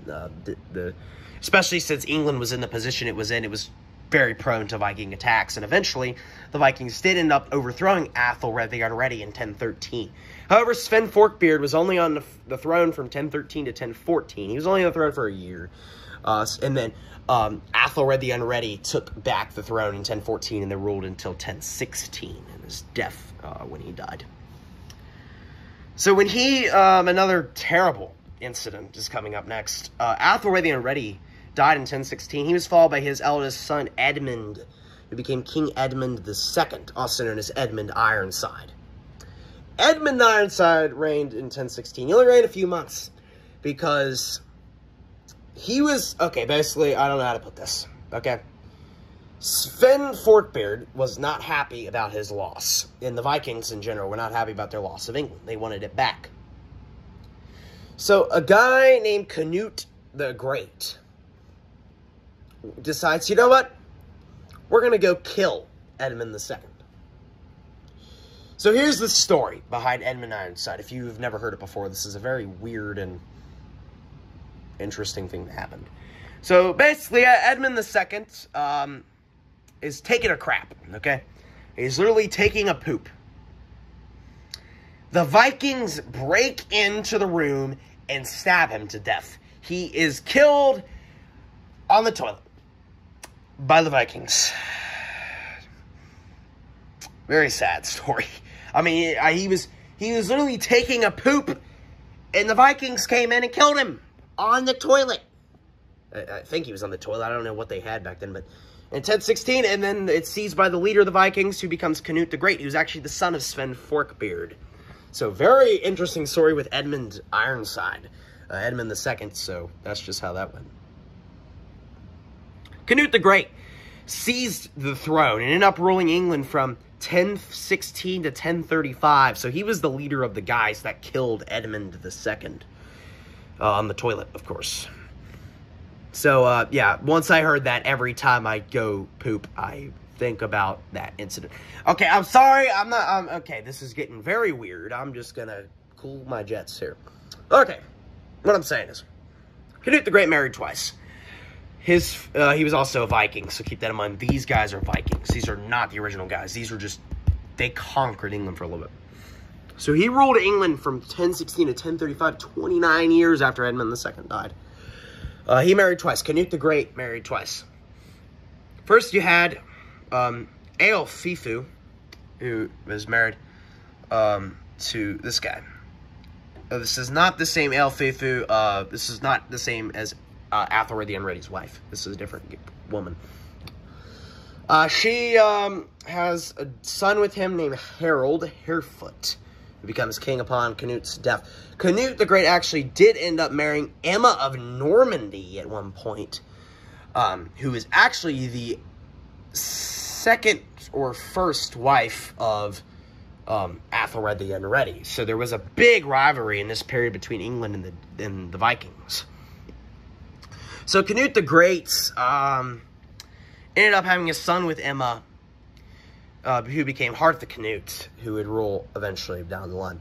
So the Danes and the Vikings got to hold on to the throne for a few more reigns.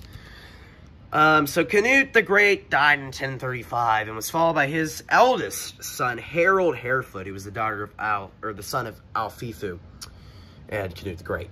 Harold Harefoot is obviously a Viking, and he rules from 1035 to 1040. Ironically, he dies the same year as Duncan I of Scotland, which is really weird, especially because they're right next to each other. They had very similar reigns. It was kind of weird, just a year off. I don't know, just thought I'd point that out. Harold Harefoot dies in 1040 without any sons. So the throne then passed to his half-brother, son of Emma of Normandy and Canute the Great, who becomes Harth the Canute.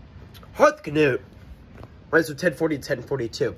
The Vikings, the original Anglo-Saxons, decide they have enough with the Vikings' rule. So Harth Canute's half-brother, the son of Athelred the Unready and Emma of Normandy, marches in with an army and seizes the throne from the Danes, from the Vikings. And the Vikings are no longer on the throne. This guy's name was Edward the Confessor. Edward the Confessor was the last Anglo-Saxon king of England, and he reigned from 1042 to 1066. Now, this guy was a major problem for what basically caused the Anglo-Saxons to not be on the throne anymore. So here's what happens. So around the 1040s, you have Edward the Confessor. It's clear by this point, he's in his late 40s by this point. It's clear that he's not going to have any children. And there are no immediate heirs to be had because Edmund II's dead, the Vikings suck, and he has no sons. So who's going to take the throne after Edward the Confessor does? So they get him to write a letter to someone that he wants to choose to be his heir. So Edward the Confessor chooses William the Bastard, who's the Duke of Normandy. He's a teenager. He's like 15 at this time. William, he says, you know what, William? When I die, you can become the king of England. So William's like, okay, cool. That sounds fun, being the king of England. That sounds awesome. Way better than the Duke of Normandy. So William's like, okay, I'm going to ride with this. And holds on with that title. However, Edward the Confessor is on his deathbed on January 5th, 1066. And William is assumed to be the king because 20 years earlier, Edward the Confessor had promised the throne to William. What happens is, Edward the Confessor had a sister named Edith of Wessex, or had a wife.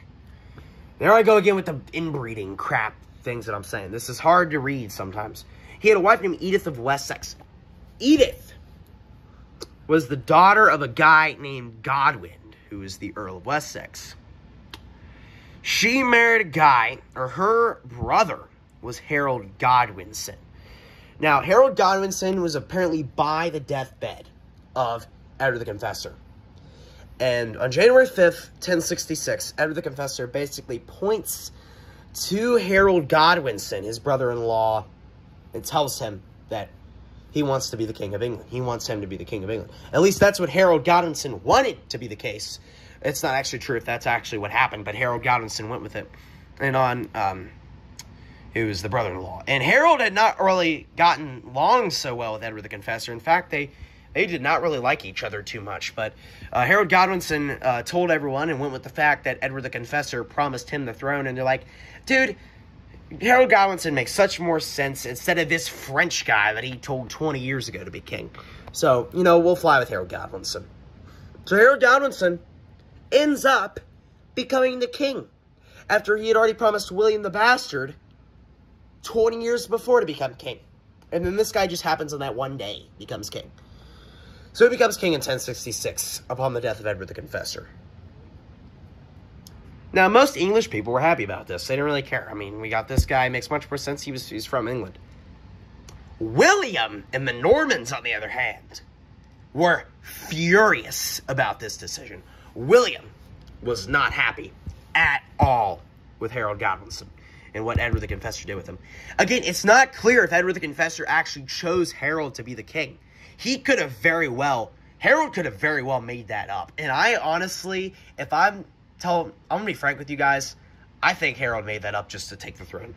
But I'm not too sure if that's actually true, but we'll never know. I mean, it was 1066 for crying out loud. So, that's just how that happened.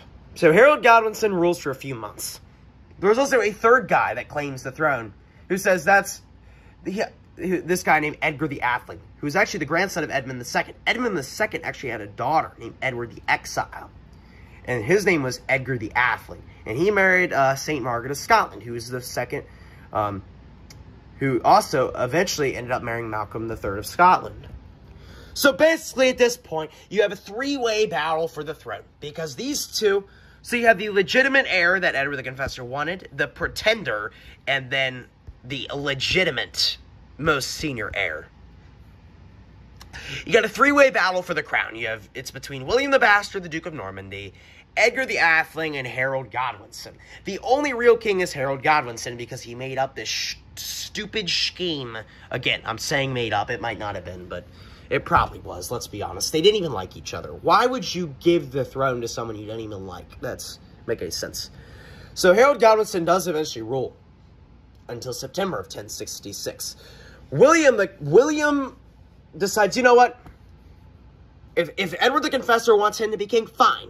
Okay, we'll deal with him himself. So William decides he's going to rally up an army and try to go and march into England and kill and overthrow and usurp Harold Godwinson. He's like, I've had enough with Harold and Edward. I'm just taking the throne itself. I'm just going to walk in. We're going to defeat Harold Godwinson, and I'm going to be the king of England. So what happens is Harold Godwinson is in northern England in September of 1066. He's dealing with the army of Edgar the Atheling at this time, because Edgar the Atheling is trying to become king too. Harold Godwinson actually ends up defeating Edgar the Atheling in a battle up in northern England, right by Scotland. In the process, William the Conqueror he's not William the Conqueror yet. William the Bastard, that's what I'm just calling him right now. He rallies up an army, and they sail up to the British Isles, because Normandy, as I said, is in France. So he speaks French, obviously. So William goes up from France. He sails up to England, near London. Well, at this time, William makes a bold move. He says, we're just going to, instead of going to attack Harold, we're going to let Harold come to us. Now, he did a good plan, because he set up his army right by the sea. So if something were to go wrong in the battle, he could just sail back to France and then rally up another army and try again. Harold Godwinson is still in the process of fighting Edgar the Atheling. Edgar the Atheling was defeated. I'm not sure if he got killed, but he might have. Where am I at? Okay. Edgar the Atheling might have got killed in that battle. It's unknown, but Harold Godwinson has boosted morale, and then he gets word that the Normans have gathered down by London. So Harold Godwinson, he has 2 weeks. He rallies up as much army as he can to try to defeat them. The morale is high. He overestimates himself. Now, Harold Godwinson has actually had a good army, but there's a terrible battle. So he comes down to where William the Conqueror is at, in a village known as Hastings at the time. Now, Harold Godwinson goes down, and the Normans and the English have a battle known as the Battle of Hastings. It was a very bloody fight. There was probably it's estimated about 20,000 people were fighting in that battle, which was a lot for back then. 20,000 people is a lot. And it was an all-day fight. It lasted from like 9 a.m. to 6 p.m. Countless died. Harold had the advantage because he had the high ground. However, some mistakes were made that gave William the opening he needed later in the battle. It was a very bloody fight. A lot of people were killed in that battle. William the Conqueror actually almost got killed. He was in the fight, and one of the Englishmen came up and shot his horse. And his horse got killed, and he fell off, and the horse actually ended up rolling on top of him. And he lived, though, luckily. And then eventually, Edward the Confessor's up, or not Edward the Confessor, Harold Godwinson's up on the hill, and he's got his army up there, stationed up there, and William's attacking the whole battle. William decides to fall back, and Harold decides to make a stupid move and chase his army back down the hill, because it looked like William was retreating. He really wasn't, though. He was trying to get an angle around.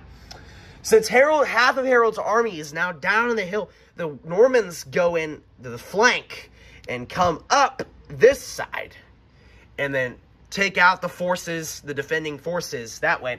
And eventually, at some point in the battle, Harold Godwinson was killed, and a bunch of other noblemen were killed. And William thus became known as William the Conqueror in 1066 after the Battle of Hastings, who defeated Harold Godwinson and became the new King of England, establishing the new house of Normandy. Now, William the Conqueror, by most people, is actually generally considered to be the first king of England. All these guys before didn't really count. So, William the Conqueror, also known as King William I, ends up reigning England from 1066 to 1087. They have the date wrong on here. He actually reigned until 1087. I don't know why the date's wrong on that, but that's just how that is. So, William the Conqueror became the new King of England. And he was a very... he is basically the reason of all this stuff. Now, William the Conqueror is the first English king to actually be a descendant of Charlemagne, because if you go down this line up here, you actually lead to Charlemagne. So, William the Conqueror is the first king of England to be a descendant of Charlemagne. None of these other guys were. They were descendants of Wessex. Especially because William was from France, eventually. So, he's the king of England now. So in 1087, William the Conqueror dies. He has a daughter named Adelaide of Normandy. She marries a guy named Stephen the Count of Blois, which we'll get to later. There's that Blois again. William the Conqueror dies in 1087. The throne is passed to his eldest son, who becomes King William II. William II reigns from 1087 to 1100. William II is one of the few kings of England that actually never married. There were only 4 English monarchs to never marry. The only one that was an adult male that didn't marry was William II. The other 2, Edward V and Edward VI, were children, so they never actually married. And then Elizabeth I never married. But William II never had any kids. And he died in 1087 to 1100. He died in 1100. There's theories that he was murdered, but it's not clear if that's actually what happened or not. It's just a theory. And so yeah, he was the eldest son of William the Conqueror. William the Conqueror actually had at his funeral, it was held in somewhere. I think it might have been Westminster Abbey. I don't know where it was at, but they stuffed him down, his body down for his funeral, and his stomach burst, and the smell was awful in the building. So everyone had to go out. It was a terrible thing for William. He's buried in France, by the way, in Normandy. Definitely want to check that out sometime if I ever get to France in the next few years, if I can. So, William the Conqueror was followed by his son, William II, obviously. He reigns for 13 years from 1087 to 1100. Not a very good king, honestly, William II, but that's just how it goes. You can't win them all. And he supposedly gets murdered in 1100, but it's not entirely true if that was actually the case. He could have just died of natural cause or some other way of death. So, he probably died of natural cause, but he could have been murdered. There's theories, but it's unknown how he actually died. Nor does it really matter how he died. The only thing that really matters is that he did die in 1100, and the throne was passed to Henry I, who was actually the youngest son of William the Conqueror, and became king.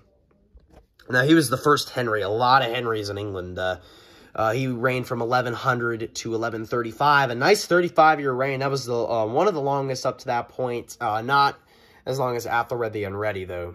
Athelred the Unready beat him out, but yeah. Henry the First reigned a while. Henry the First actually ended up marrying Matilda of Scotland, who is the daughter of Malcolm III, the sister of Edgar, Alexander I, and David I of Scotland. Now, Henry I did have a son. However, there was a terrible incident. In November of 1120, there was a ship. There was a disaster known as the White Ship Disaster.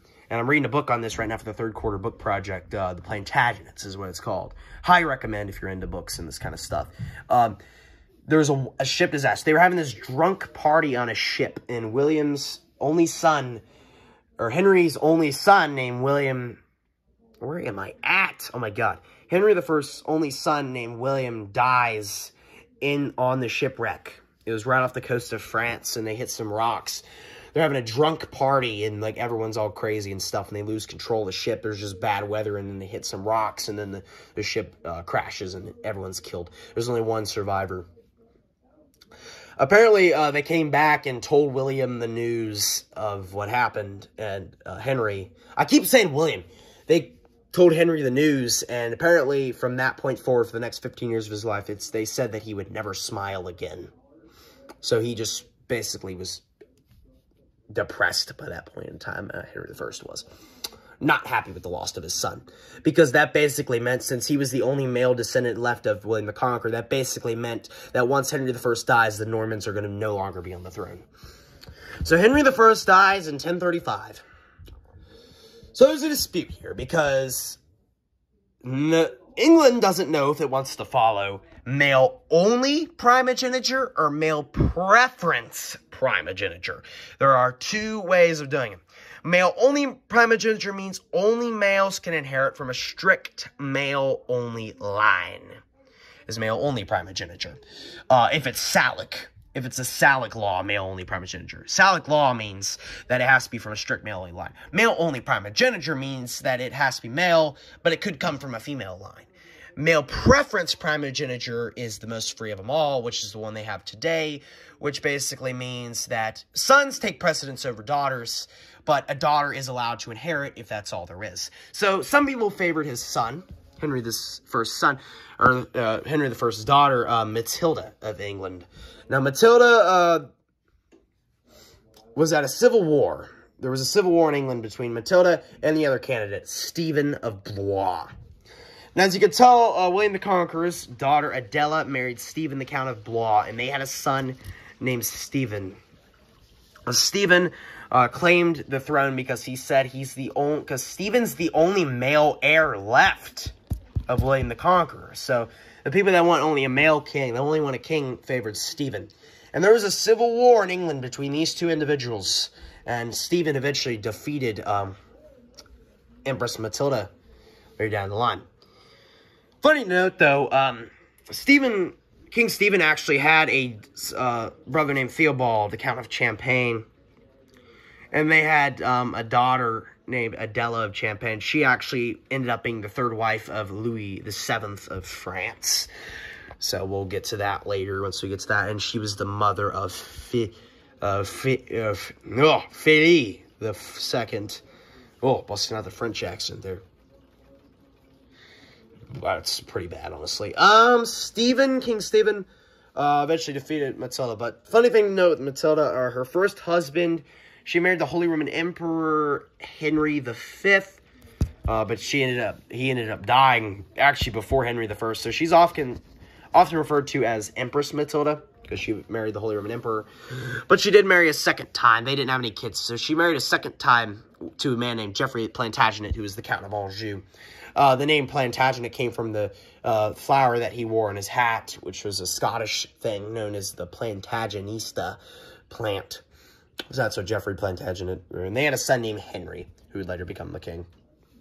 But anyways, Stephen of Blois is the king at this point. Stephen freaking sucks. One of the worst kings of England. And England's long history, you can see, there have been no more Stephens since. And probably the reason we haven't had any more Stephens since.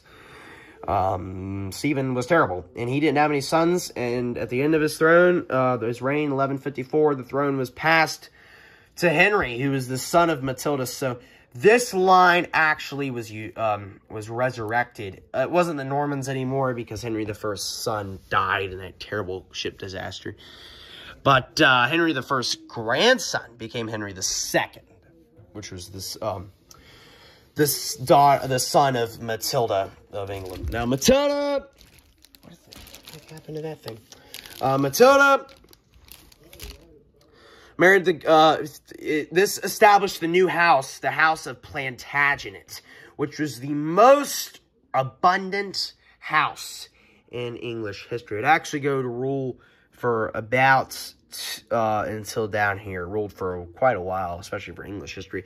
And England, the houses are not known to last very long because it's constantly switched around. Unlike in France, where Capet reigned for 25, I almost said 20 years. No, it reigned way longer than 20 years, like 20 millenniums. Anyhow, the House of Plantagenet was named after Henry II's father, Geoffrey Plantagenet, as we talked about earlier. Henry II was the guy in this coat of arms. He was the first. I think there were more. He was the first English king to be Lord of Ireland. He was the first Lord of Ireland, Henry II. He married the individual known as Eleanor of Aquitaine. Now, Eleanor of Aquitaine had a great life. She married the first time to Louis VII of France, and then married again to Henry II of England. So she had two husbands, and they were both kings of the two most powerful kingdoms in Europe at the time, which is pretty interesting. Eleanor of Aquitaine. Eleanor of Aquitaine was previously married to Louis VII, which is kind of funny because Stephen's first cousin, or Stephen's nephew, or Stephen's niece, was also married to Louis VII later down the line, which is kind of ironic. That just shows that everything's interbreeded. Henry II also holds a new distinction. He was actually the first king, as you can see. He is a descendant of his, where do we get here? So Henry II, you go up to this line, you get Matilda, obviously this way, and she's a descendant of Saint Margaret of Scotland, who is the granddaughter of Athelred the Unready. So that means that every single king of England moving forward, English monarch moving forward, is a descendant of three people, main people. Charlemagne, William the Conqueror, and Alfred the Great. Every king moving forward is a descendant of Alfred the Great, William the Conqueror, and Charlemagne. So they're all connected now. Henry II basically has the best claim to the throne that you could possibly get. Obviously, he was Lord of Ireland. He married Eleanor of Aquitaine, and she had a ton of children with him. The first, obviously, of those was Henry, was the son. He was the heir. He's known, as you can see right there, it says Henry the Young King. Henry did not reign in his own right. He actually ended up dying before Henry II, but they were kind of reigned together. They were kind of co-monarchs. Henry the Young King kind of reigned jointly with Henry II. They ruled at the same time. So that's how that went. But Henry II did eventually outlive Henry the Young King. I think he died in like the mid-1180s. So Henry II ended up reigning from 1154 to 1189. He also had a daughter named Eleanor of England who married King... All right, let's get Spanish in here. Alfonso VIII. Alfonso... Oh, shoot. Alfonso el Ocho of Castile. That's who his daughter married. He also had another daughter over here named Matilda of England. Another Matilda. Who Matilda is kind of an ugly name today's standards. I guess it was a beautiful name back in the day, but looking at it in the 21st century, Matilda's a kind of yuck. I'm sorry if you're named Matilda, but it's ugh, I wouldn't name my kid that. I'm sure I just offended someone. You gotta be kidding me. Ron Schaus is at my house. I might have to end this earlier. Ron Schaus just came over. Crap. Matilda of England, and then she married Henry the 12th of Bavaria. Yeah, Ron came over, so I had to just talk to him and things like that. So, Henry II, obviously, he rules from 1154 to 1189. 1189, he's followed by his son, Richard I. Now, Richard I is king from 1189 to 1199. Richard I is an interesting story, because he was actually, he's known as Richard the Lionheart. He was a Crusader king. He's one of the most famous ones of this time period in history of Europe. He reigns for 10 years. He only spends about 6 months in England over that 10-year period. And he dies a brutal fate. He doesn't have any sons. He dies a brutal fate. He's in a battle in 1199, and he gets killed by a crossbow fired by a French cook on the castle. So it's a pretty brutal fate for that guy. Apparently, like, he instructs that nothing bad should happen to the cook, but they skinned him alive after that, and it's a pretty brutal fate for the cook and Richard the First. So, Richard the First didn't have any kids, so the throne then passed to his younger brother, John. King John was an absolute disaster. Almost caused the Plantagenets the throne. He reigns from 1199 to 1216. Now, he's king during the signing of the Magna Carta in 1215, because King John's so bad, he wants too much power, so they had to sign the Magna Carta, which limited the power of the king. Because he just wanted to try to rule everyone, and he was a terrible king. Did almost nothing good for England at the time. And he had 2 wives. His first wife was Clemence, and she bore him a daughter, which became Joan of Wales, who was eventually connected to some of the Welsh Prince of Wales, some of the last Welsh princes of Wales. Over here with Llewellyn the Great is who she married, and then she's the mother of Dafydd ap Llewellyn, the Prince of Wales, one of the last Welsh Prince of Wales. After John, it was a very interesting situation. So he had a son, 2 sons, with Isabella of Angoulême. I believe that's a French. She's part of a French house. They had 2 sons. The first son was Henry, and the other was Richard. So, funny to know, Richard was actually elected as the Holy Roman Emperor, which we'll talk about later. Although he was actually never crowned. He was the King of Germany from 1257 to 1272, or the Holy Roman Emperor, as it was called back then. And he was known as the first Earl of Cornwall. By the end of John's reign, however, he died very young, at 1216. The throne was seized by a French king known as Louis VIII, or Louis the Lion. Louis VIII seized the throne and ruled England for a few months, even into early 1217. He actually did this during the reign of Philippe II. His father was still alive and ruling France. He was the heir apparent to France at the time, and he conquered England. However, it didn't last very long. He wasn't really crowned King of England, and then King John's 9-year-old son, Henry III, came in and defeated Louis VIII and became the King of England, thus bringing back the House of Plantagenet into the fray. So Henry III is 9 years old in 1216. He was born in 1207, and he's pretty young, so he rules for a very long time. He rules until he's 65 years old. He takes the throne when he's 9, reigns until he's 65.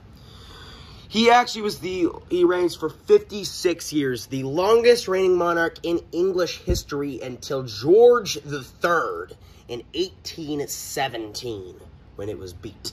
So Henry III held the record of longest reigning monarch in English history for like 600 years.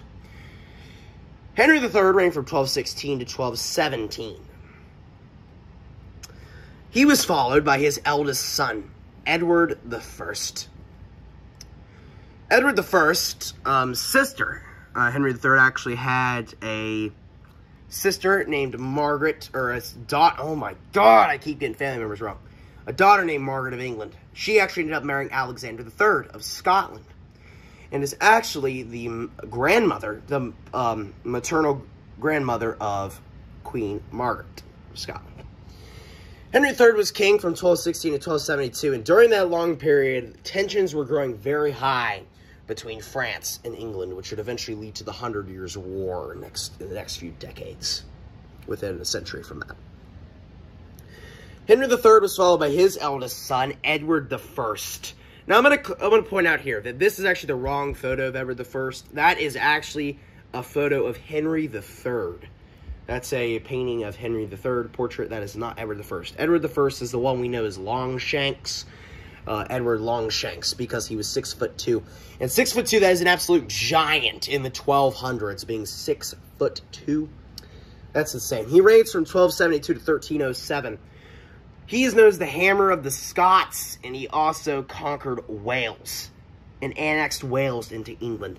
Edward I was a great king, one of the best Plantagenet kings, maybe the best Plantagenet king. Edward I was a great guy.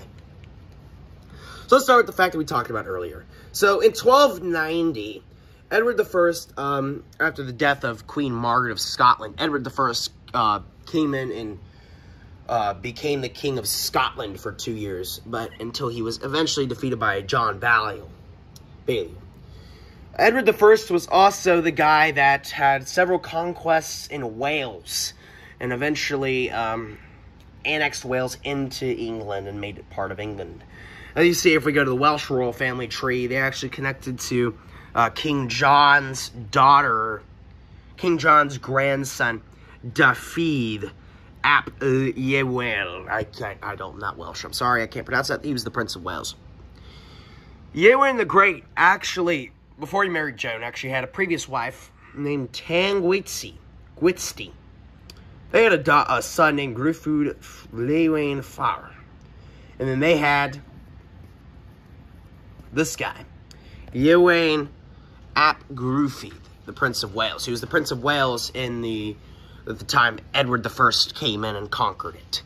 So he was the first guy to issue the hanging, drawing, and quartering as a punishment. And one of the first victims of this was the last Welsh Prince of Wales. And since he conquered Wales, he was the first king to give the name of his son, the Prince of Wales, who his son Edward was the first English Prince of Wales. And that's when the title Prince of Wales started to be given to the eldest son of the king, and would do so all the way down to this day, with Charles still being the Prince of Wales. Okay, so that's enough on Edward I's accomplishments. He did reign for only like 35 years, and he got a lot done that time. He did eventually did die in 1307, however. So he did end up marrying Eleanor of Castile. How do you pronounce that in Spanish? Eleanor. I don't know how you say it. Eleanor of Castile, who was the daughter of Ferdinand el Tres. So,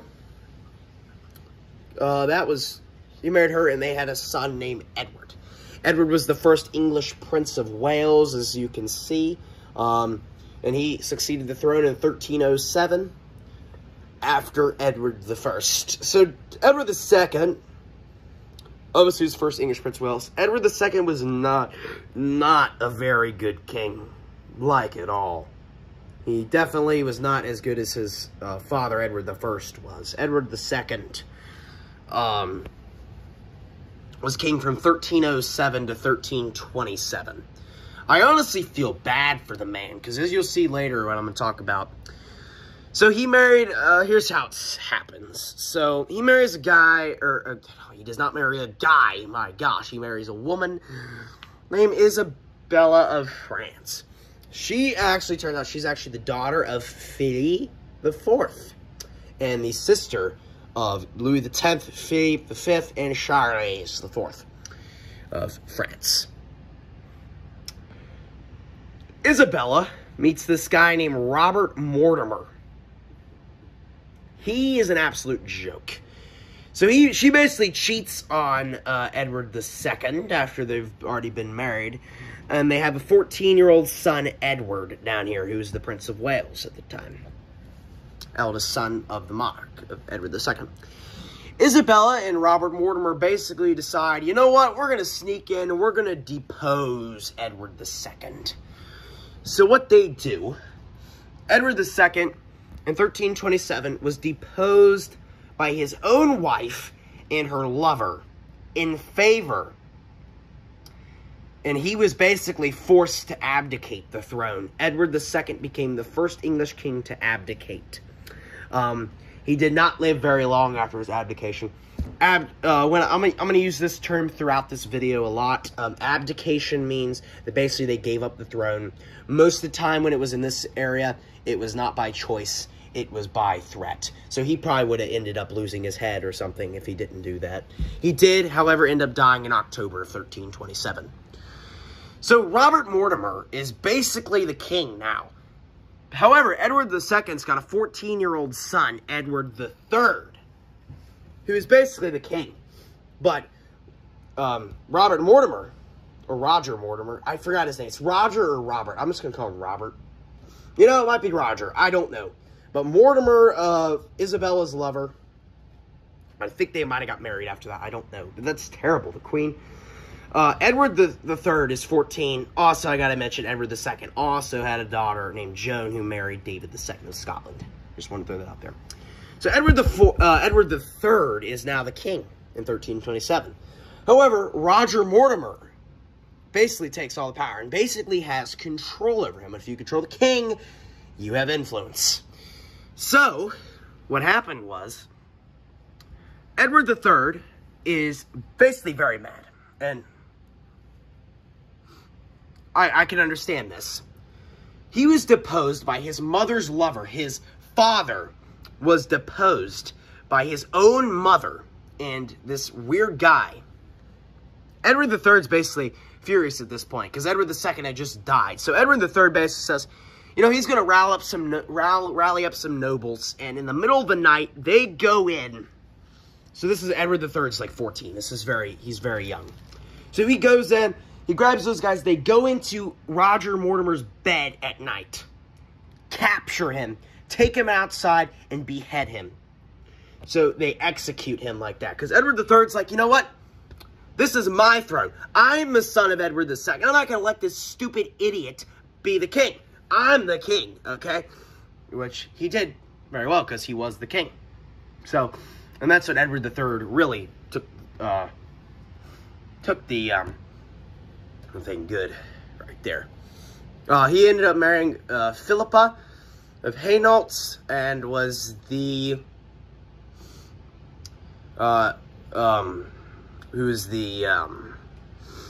you can see her mother was Joan of Valois, and then Charles the Count of Valois, that line, he was the son of Philip III of France at that time. Edward III was king from 1327 to 1377. He had a very long reign of 50 years. During that time period, there were two major conflicts going on in England at this time. The first was obviously the bubonic plague, also known as the Black Death, that struck England in the 1340s and 1350s. This is a terrible disease that wiped out almost a third of the entire European population. So Edward III had to deal with that. He was also king during the 100 Years' War between France and England. Just know, I'm not going to go too much detail into it. I will when we get to France, though. Just know that the 100 Years' War was basically... France and England basically hated each other for forever. All the way down here. They were still having wars up into the 1700s. And during the 100 Years' War, Edward III was king. Alright, I'm back again, guys. Sorry about that. My grandpa came over, so I wasn't able to finish that clip. Anyway, so we're back to this. This is a few days later. This is Friday night. If you're watching this, probably last Friday. Oh, my knee. Ow, my bone in my knee is hurting really bad. Okay, so, where we leave off? Edward III. So, let's get back to where we talked about. So, Edward III, let's see if I can get this stupid thing to focus. Yeah, there we go. Okay, so Edward III. Oh my god, my knee. Oh my gosh. What is going on with my knee bone? Anyway, Edward III. Oh, I zoomed out so much. Oh my, what is going on with my camera? Anyway, so you have Edward III. Edward III was king during the 100 Years' Wars I just talked about, because there was this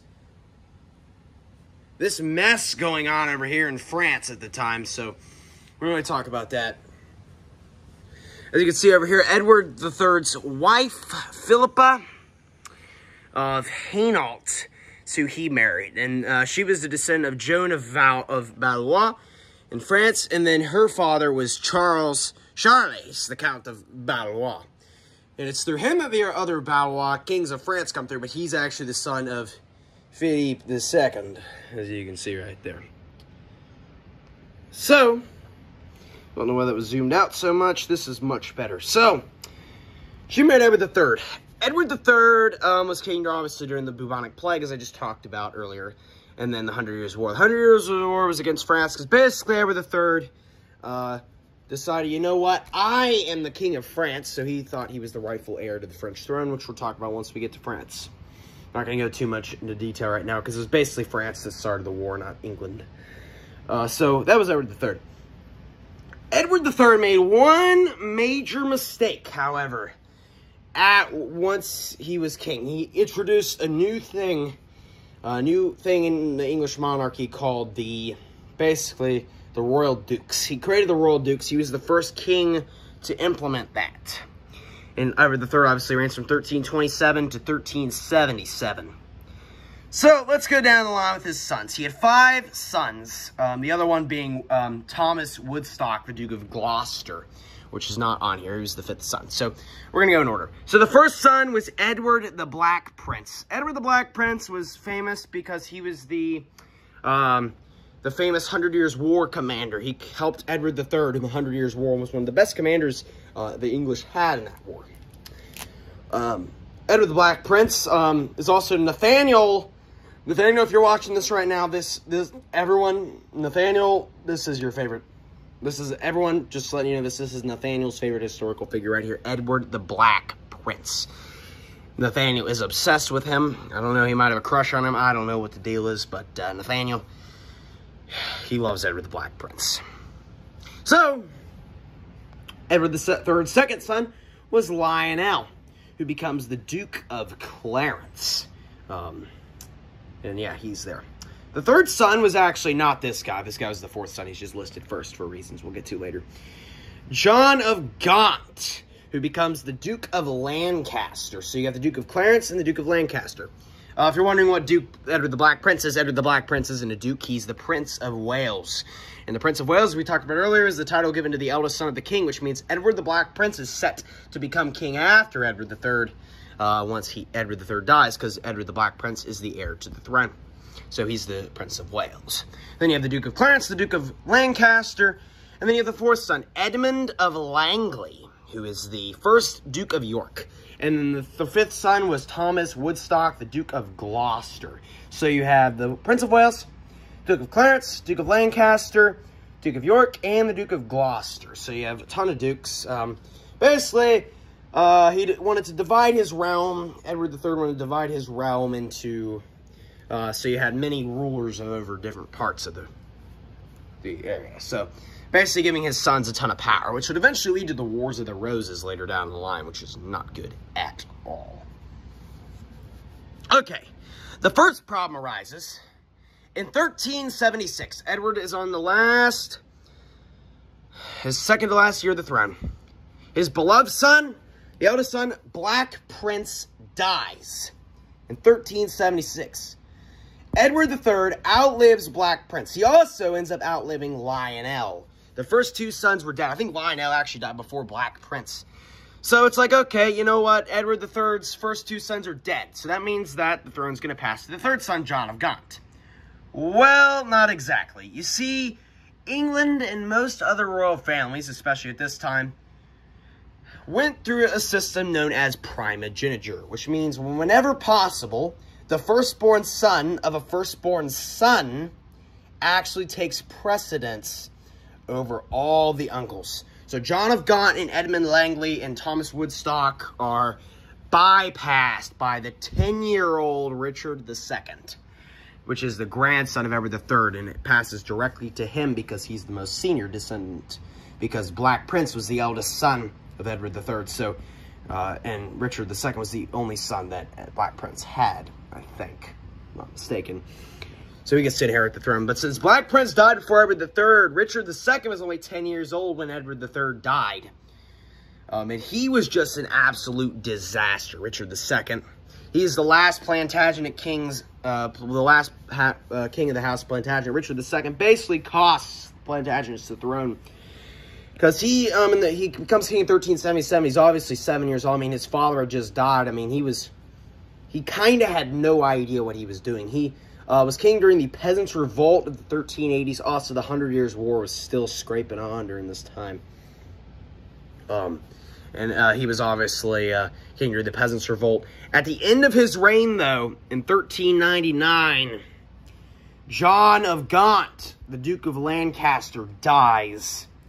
Now, what happens this time, this is where the Wars of the Roses start. John of Gaunt had 3 wives, or he kind of had mistresses. His real wife, only real wife was. He had a lot of illegitimate children. His wife was Blanche of Lancaster. They had a son named Henry. He was the eldest son of John of Gaunt. So John of Gaunt dies in 1399, February of 1399. Richard II is almost done being king. No one likes Richard II in England at all, so eventually what happens is the Lancastrian titles are passed down to Henry, his son. So Henry Bolingbroke is his name. He's now the Duke of Lancaster. Henry decides, you know what? I'm done with Richard II. I'm just going to overthrow him and become king myself. So what happens is Richard II goes on a trip to Ireland. Okay, he's off to Ireland for a few weeks. And then Henry IV takes this good opportunity, or he's not Henry IV just yet. He's Henry right now. Henry Bolingbroke decides, you know what? We're going to rally up some people, and we're going to overthrow Richard II. So what they do is he talks to some people. He's like, you know what? We're going to create an army, and we're going to go in and take over Richard II so we can become king and get the Lancastrians on the throne. So what happens is, oh shoot, sorry, that was not there anymore. We got rid of the dresser, so there's nothing really to lean this on. So, and the people are like, you know what? We don't really like Richard II anyway, and I mean, you know, whatever. Why not? Why not Henry? So, Henry goes in, Richard II is coming back from Ireland.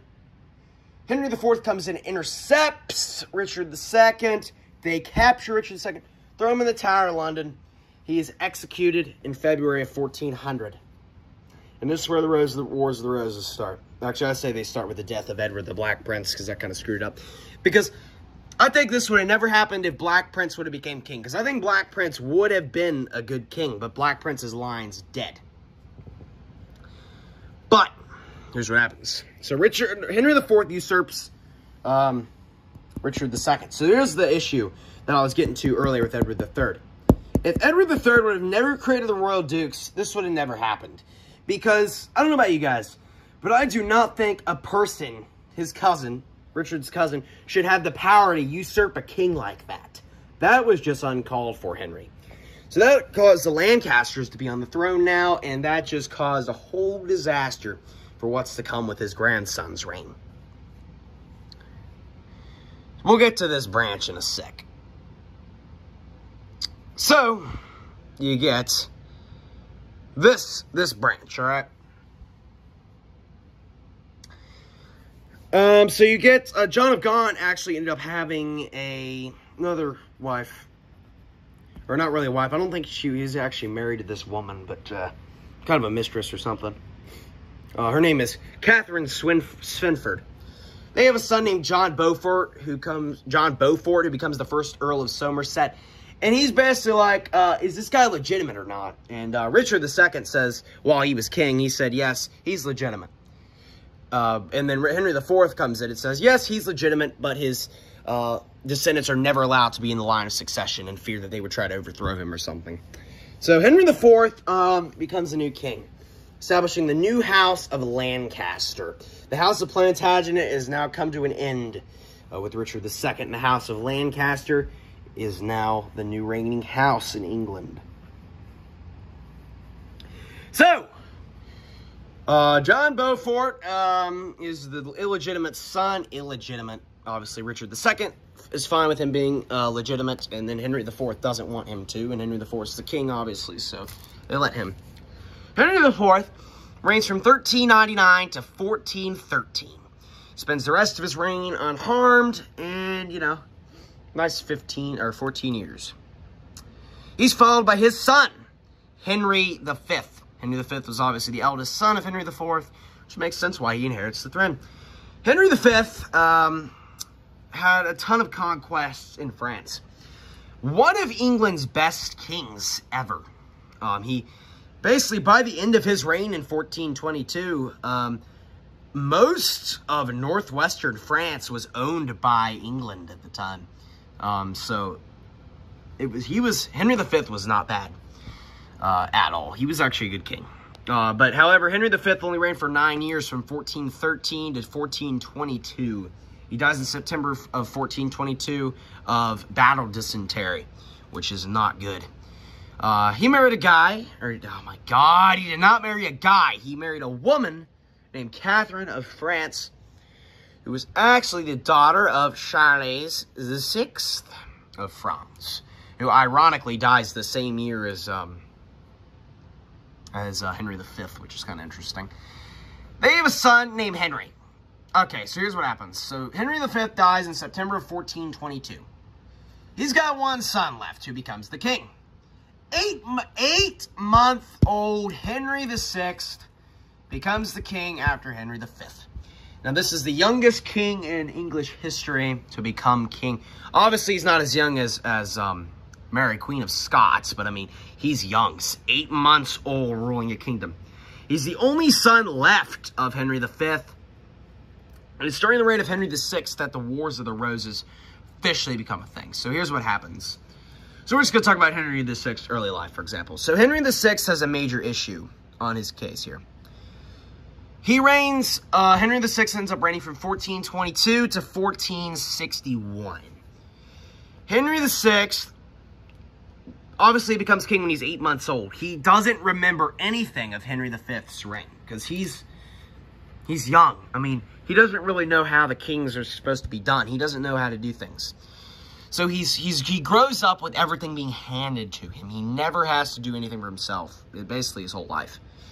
And he goes through these bouts of madness throughout his reign, and where he'd just go catatonic and be completely useless in most of the cases. So what happens is, a guy by the name of Richard of York says, you know what?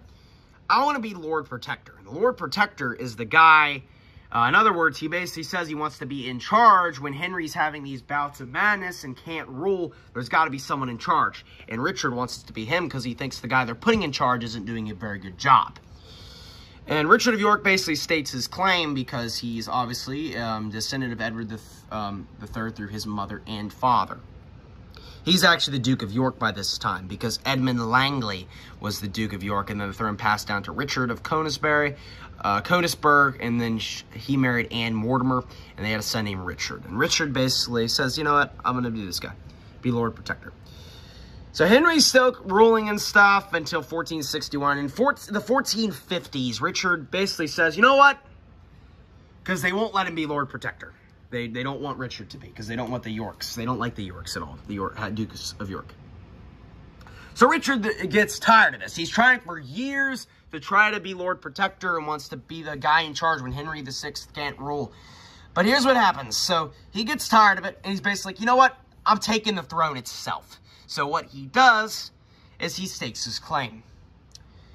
Richard claims that he is the most senior descendant of Edward III, not Henry VI.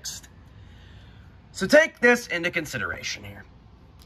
So obviously, Richard, you can see here that male preference primogeniture means that obviously the eldest son takes the throne, and through his line comes first. Well, Black Prince obviously was dead. He was the eldest son. Lionel is the second son. He's dead too.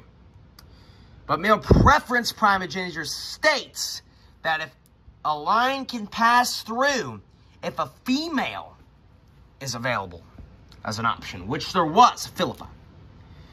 So that's just what that is and stuff. So John of Gaunt is the third son. So Henry IV became king, and he should not have become the king. The throne should have, in theory, passed to Roger Mortimer after Richard II, because he was the heir of Richard of Lionel. But it didn't. It went to Henry IV, and then to Henry V, and then to Henry VI, who is John of Gaunt. Now you're like, what's the deal? Richard of York is descendant of Edmund Langley, the fourth son. John of Gaunt is more senior, so why am I complaining right now? Well, you see, Richard of York did not stake his claim through Edmund. He took it through Lionel. See, Richard of York had a mother named Anne Mortimer, as we talked about earlier. Her father was Roger Mortimer, and then his mother was Philippa, who was the daughter of Lionel. As we talked about earlier, Lionel was actually the second son of Edward III, John of Gaunt. Therefore, Lionel's line is more senior than John of Gaunt's line, because the Black Prince's line is dead, because Richard II never had any kids, and he died, obviously, because he was executed by Henry IV and stuff. So, Henry VI is in a terrible position right now, because he's basically getting overthrown by these guys. And there's a war that starts off called the Wars of the Roses between the Lancasters and the Yorks. The Lancaster side is symbolized by this rose. The Lancaster side has the red rose, and the York side has the white rose. So, in 1461, Richard of York goes into the battlefield. He is actually killed at the Battle of Stamford Bridge, where he very stupidly rides up and he gets shot or something. Somehow he dies in that battle very stupidly. It should have never happened. So basically, the Lancasters are like, all right, we killed Richard, so our throne is free. So Henry VI gets to stay on the throne. Well, the eldest, the second son of Richard of York was also killed, but the eldest son, Edward, continued to fight and eventually scored a huge victory at the Battle of Towton. The Battle of Towton was the bloodiest battle ever fought on English soil. It was the battle between Henry VI and Edward IV, and Edward IV defeated Henry VI. It took place in 1461, and Edward thus became the new king of England, establishing the new royal house of York. Richard, so the question is, during this time, what's Henry VI doing? Now, unlike most kings that get overthrown, Henry VI actually stays alive, and he continues to fight. The Lancasters and Yorks are still fighting after Edward becomes king. Just because Edward becomes king doesn't mean the Lancasters are giving up. They weren't giving up. And Henry VI was eventually, he was like put somewhere, and he stays alive throughout Edward IV's reign. The funny thing is, though, Henry VI probably would have been one of the longest reigning monarchs in European history had he lived, because he was 8 months old when he took the throne. He was a pretty healthy guy. I mean, physically he was healthy. Mentally not very healthy, but well, obviously he did that stuff. So Edward IV becomes king. He reigns from 1461 to 1470. In 1470, however, or actually during this time, between 1461 and 1470, he marries a woman named Elizabeth Woodville, and then has a son named Edward with her, and then a daughter named Princess Elizabeth of York, which we'll get to them later.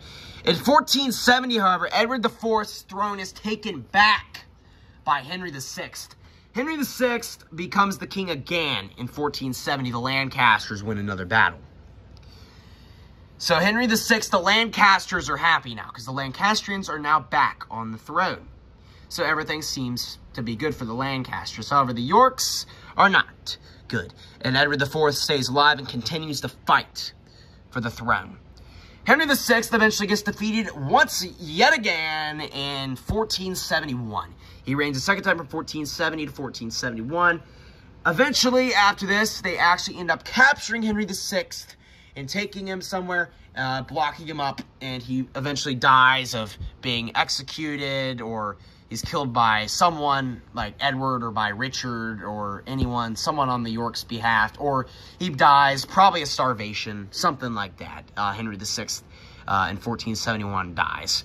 So once Henry VI is dead, there are no more claimants through the Lancasters, because John of Gaunt's line is dead now. Because Henry VI obviously doesn't have any siblings, because he was the only child of Henry V, because Henry V dies in his 30s, and Henry VI was the only guy still alive. Anyhow, in 1471, Edward IV is now the King of England. He reigns the second time, from 1471 to 1483. So the Yorks are on the throne now. This seems to be back on track, because they are the most senior line descendants of Edward III, which is good. However, here's what happens next. Edward IV suddenly and unexpectedly dies in his 40s. Obviously, he's married to Elizabeth Woodville, and they have a son named Edward V. Edward V becomes king. He's 12 years old at the time of Edward IV's death, which is not good at all. So, basically what happens is, there's a theory that goes around that says, so Edward V becomes the king, obviously. He's 12 years old, and he goes to be, so there's a theory going around that this guy, right here, Richard, who's the younger brother of Edward IV, the son of Richard of York.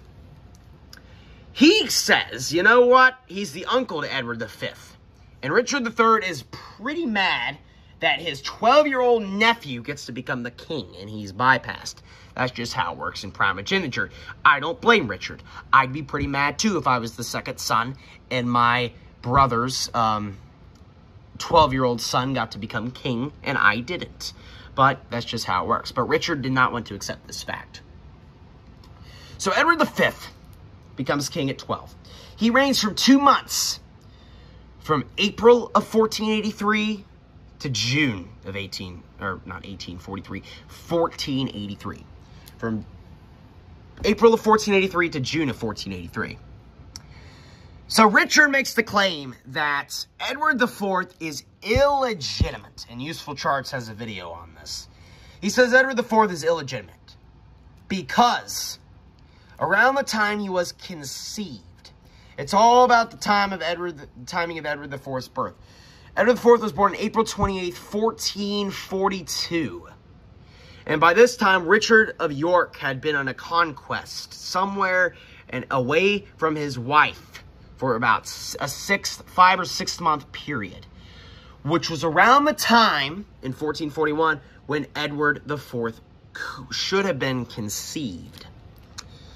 Therefore, there's a theory that goes around that thinks that Richard of York's wife must have had an affair, and that Richard of York is not the legitimate father of Edward IV, which means that Edward IV should not be the king. So Richard takes this claim, and he also says that, you know what, on top of that, Edward IV had a secret marriage to a woman named Eleanor Butler, which he might have, I don't know, or I think it was Eleanor Butler. It might have been Eleanor something else. I don't know, but he apparently had a secret marriage and then had Edward V. This was originally confirmed, eventually confirmed by Henry VII later down the line, that this was just made up so Richard III could take the throne. But what happens is Edward V is the king, obviously. He's riding in the carriage in June of 1483 to be crowned in London, to be crowned king. He's obviously been king for 2 months, but he's actually getting officially crowned at the coronation and stuff. Elizabeth of York's brother is named Anthony, or not Elizabeth of York. Elizabeth Woodville's brother is Anthony Woodville, and he's the uncle of Edward V and kind of has control over him. And again, if you have control of the king, you have influence. So Anthony Woodville is basically kind of like the regnant right now. Richard intercepts Anthony Woodville on their way to London and takes control. He's like, I'll take control of our uncle. I'll take it from here and take him to London. So Richard takes Edward and Richard's the younger brother of Edward V. So he grabs Richard and the young Edward V, takes them to the Tower of London, locks them up, and has them executed. Yes. King Dick III up here becomes the new king after Edward mysteriously disappears in what is known as the Tower of London, the princes in the Tower. Both of the two princes died. Therefore, Uncle Richard became the king. Now, Richard was a complete screw-over. I freaking hate Richard III. He's one of my least favorite kings. Maybe besides Stephen. Oh my gosh, I just chucked my camera. See, Richard III freaking sucks. So he only becomes king from 1483 to 1485. He's the last Richard we have because all the Richards were disasters and complete jerks. You got Richard the First, Richard the Second, and Richard the Third. They all suck. Then, as if things couldn't get any worse, there's this guy over here that wants to become king now. So what happens is Richard the Third only reigns from 1483 to 1485. There's this guy that has a claim over here. So he is kind of, if you go back up to Edward III, you get John of Gaunt again. John of Gaunt, again, is extremely important. Extremely important guy. John of Gaunt, you come over here, you get to Catherine Svenford. Was this marriage or whatever. You can go down here and get John Beaufort, the first Earl of Somerset. I keep wanting to say he's Duke. Eventually, they actually did have a daughter named Joan Beaufort who married King James I of Scotland, so that's kind of cool, and was the mother of James II, so that's interesting. They had a son, though, this is more important stuff, named John Beaufort, the first Duke of Somerset, and then they had a daughter named Lady Margaret Beaufort.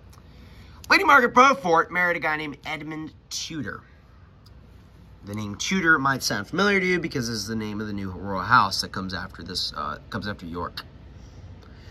So Edmund goes up. If you go up his line, he's related to a guy named Owen Tudor, who actually ended up marrying Catherine of France, who was Henry V's first wife. Again, the daughter of Charles VI, and who was the sister of Charles VII of France. Edmund Tudor and Lady Margaret Beaufort ended up marrying. So Henry, this guy here, Henry Tudor, stakes his claim becoming king. So he's got this strong claim up here. A very dodgy claim, but he is through John of Gaunt. But doesn't even make any sense because Richard's the most senior heir. Anyhow, this is what happens. Henry VII becomes king of right of conquest. This is what ended the Wars of the Roses completely, was this battle. The Battle of Bosworth Field in 1485. Richard III goes into the battle and gets killed. Therefore, Henry VII becomes the king. King Henry VII becomes the new monarch, establishing the new house of Tudor. Henry VII makes a bold move. He decides to marry Elizabeth of York, uniting the Yorkists, by the way, Elizabeth of York was the daughter of Edward IV. This unites the Yorks and the Lancasters, ending the War of the Roses. All right, I'm back again. This is the next day now. I was tired last night, so now we're back on this. I'm going to stop stalling. So we left off with the House of Tudor, the new house with Henry VII. So in 1485, Henry VII defeats Richard III at the Battle of Bosworth, and thus becoming the new King of England. Now, Henry VII reigned from 1485 to 1509. During this time period, he marries Elizabeth of York, Princess Elizabeth of York, who is the daughter of Edward IV. Thereby, since he himself is a descendant of John of Gaunt, he unites the Yorks and the Lancasters and establishes the new house of Tudor, which is a new royal house. After this moment, The thrones of the Yorks and the Lancasters are now, they're both united. So now all their kids will have all the claim possible. Now, a problem arises because Henry VII has a son. His eldest son's name is Arthur, who is the Prince of Wales. Arthur, Prince of Wales. Arthur is 15 years old, and he gets married to a woman named Caterina de Aragon, over here, who is the daughter of Ferdinand and Isabella of Castilla and Aragon, also known to us in English as Catherine of Aragon. So she marries Arthur, which is the eldest son of Henry VII. Arthur dies when he's 15, rising a problem because he dies when he's 15 in 1502, when Henry VII is still on the throne in 1502 and will still be on the throne for 7 more years. So Henry VII's new second son is Henry, and he's set to become the king. So Henry VII reigns from 1485 to 1509. He obviously passed away in 1509 of natural causes.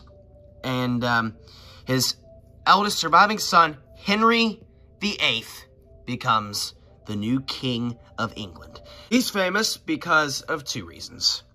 He was the first English king to be the king of Ireland. He took over Ireland and became the first English king to be king of Ireland.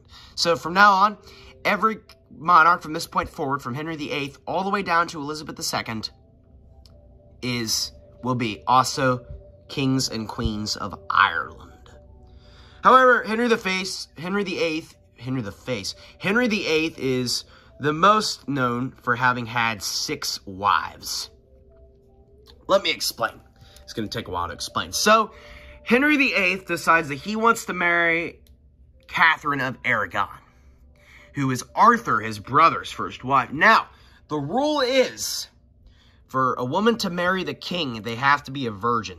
So, Catherine of Aragon had to go up to the Pope before their wedding and swear to him that she had had no sexual relationships with Arthur, which was the older brother of Henry VIII. So Arthur was only 15 at the time, and Catherine and Arthur's relationship was kind of just, they never slept together or anything. It was just kind of they were like teenagers at the time. They weren't like adults doing weird stuff.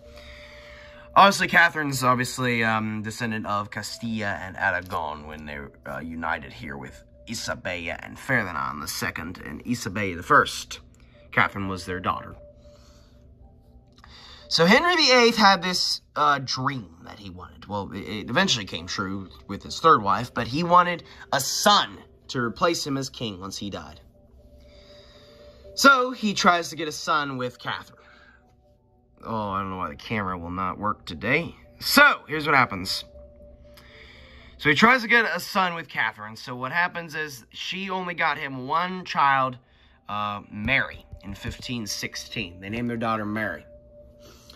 They try several more times to get a son, and Henry, and she actually does have a son, but he doesn't live very long. He dies in childbirth, and there's other children that die in childbirth. The only surviving son that Catherine and Henry VIII had was Mary.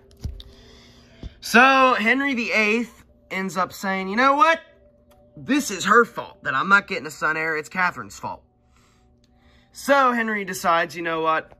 I need to get rid of Catherine. So Henry VIII basically decides, you know what? I'm not going to kill her, because if I kill her, that will be very controversial, especially because her parents are the most powerful rulers in Europe right now.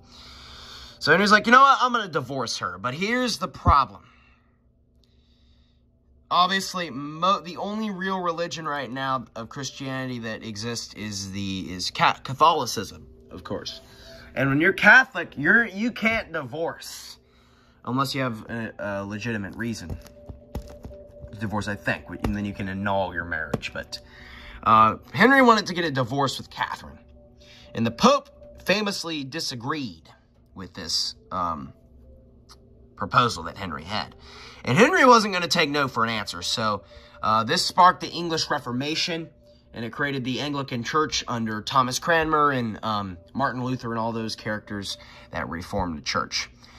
So Yes, so Henry basically breaks ties with the Catholic Church and the Pope. The Pope ends up hating Henry VIII, but they have to listen to Henry VIII. I mean, Henry VIII is the king after all, so they have to listen to him.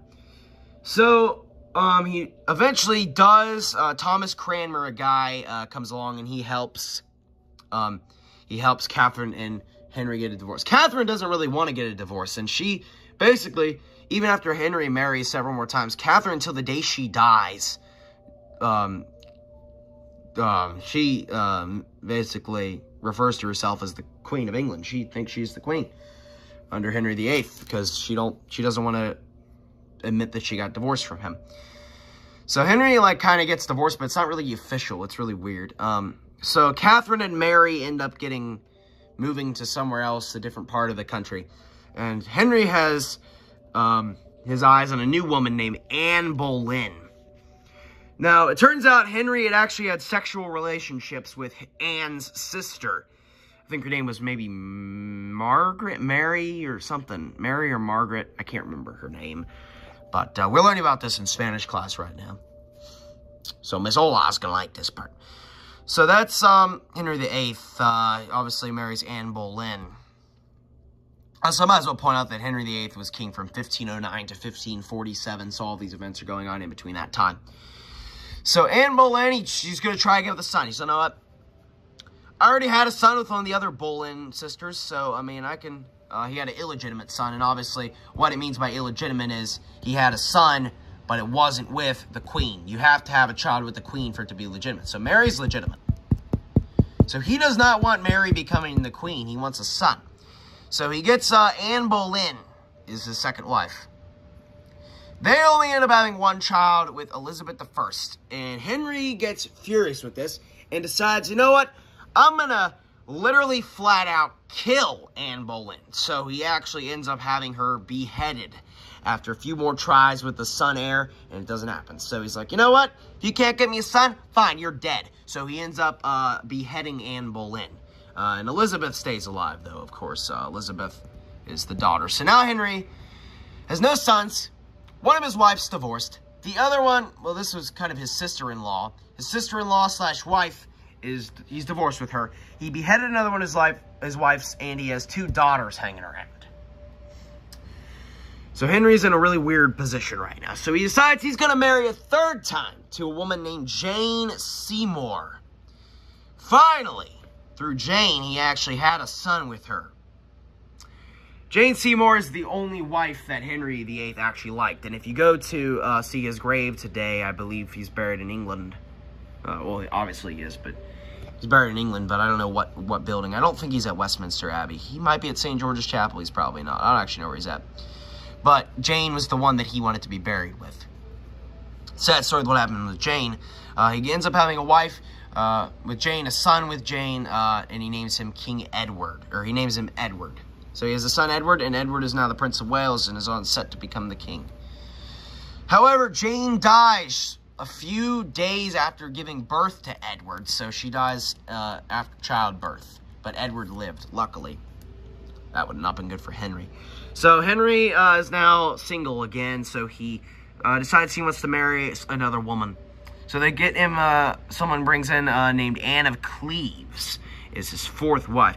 He's not married to Anne of Cleves for very long. He's only married to Anne of Cleves, I think, for a few months, and then he decides, you know what, I'm done with her. So he ends up divorcing Anne of Cleves. Again, divorcing's a no-no, but with what happened with Catherine of Aragon, they're like, you know what, I think Anne's like, you know what, she didn't want to go down the same path as Anne Boleyn, so Anne's like, you know what, I'm gonna go forth with this divorce. I don't really like you, Henry, so you're kind of disgusting. Henry actually was kind of a gross guy, too. He was really fat, overweight. I think he was the most overweight king of England ever that we ever had, that they ever had, so he was really a really lazy guy, too. He had, like, everything handed to him. He was a really bossy king, too. When he wanted stuff, he got it done. Obviously, Henry VIII, so. The fifth wife that he married was Catherine Howard, and he was married for her for a few years, and he did not like, he figured out that Catherine Howard, Catherine Howard was literally probably like 30 years younger than him. Catherine Howard, I believe, was actually younger than Mary, his wife, or his daughter. So, Catherine Howard is found cheating on Henry, and Henry has Catherine Howard and her lover beheaded. So that's the second wife he has beheaded. And then he marries a sixth and final time to Catherine Parr. The third wife named Catherine. He marries 3 women named Catherine and 2 Annes and a Jane. Remember, he doesn't like any of the Annes or any of the Catherines. That's one way to remember it. That's Catherine Parr. Catherine Parr was lucky enough to outlive him, as Useful Charts says in the video. I quote, who was lucky enough to outlive him. And he said in that exact tone, so that's what happens. Catherine Parr outlived him, luckily. Catherine Parr actually ends up marrying a guy later down the line after Henry dies. She's obviously married to him in 1547 when he dies. And she actually ends up marrying the brother of Jane Seymour, which is kind of ironic. So anyhow, that's what happens. So Henry VIII dies in 1547. He reigns from 1509 to 1547. He dies after a 38-year reign. He's followed by his 10-year-old son, Edward VI. Now, by this point, I'd like to note that the English monarchy is now Protestant and wants to stay that way. Most people liked it that way, that it was Protestant. So this will pose a threat later down the line again with more stuff going on. So Henry VIII's only son that he had with Jane Seymour becomes King Edward VI.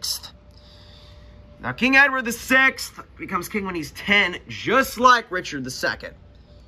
So Edward VI only lives for 6 more years. He dies when he's 15 years old. He only reigns from 1547 to 1553. And since he's a teenager when he dies, he doesn't have any kids. So when it was clear that Edward VI was dying, they got him to write a will. That basically, what he wanted to happen was, he did not want the throne to pass to any of his half-sisters, Mary and Elizabeth. He wanted them to be bypassed in favor, because, here's what happened before that. Henry VIII, in his will, stated that he wanted his descendants to be in the line of succession after all of his children are dead. If it had to go further through the succession, he wanted to pass through his younger sister, Mary, not his older sister, Margaret.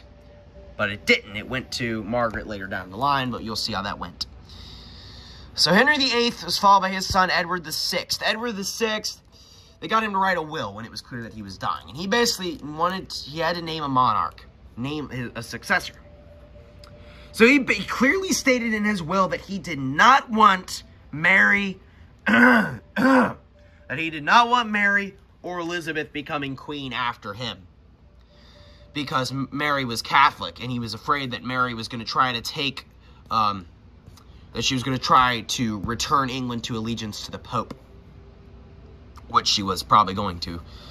So what happens is he goes through the most senior descendant of Henry VII, who is Protestant. So, in favor of Henry VIII's rules, he goes through Henry VIII's younger sister, Mary of England. Now, Mary is interesting because she ends up marrying, for the first time, she ends up marrying Louis XII of France. But that marriage didn't actually happen, and Louis XII ended up divorcing her. Or maybe he died when I don't know what happened. But she eventually remarried to a guy named Charles Brandon. Charles Brandon and Mary had a daughter named Lady Frances Brandon.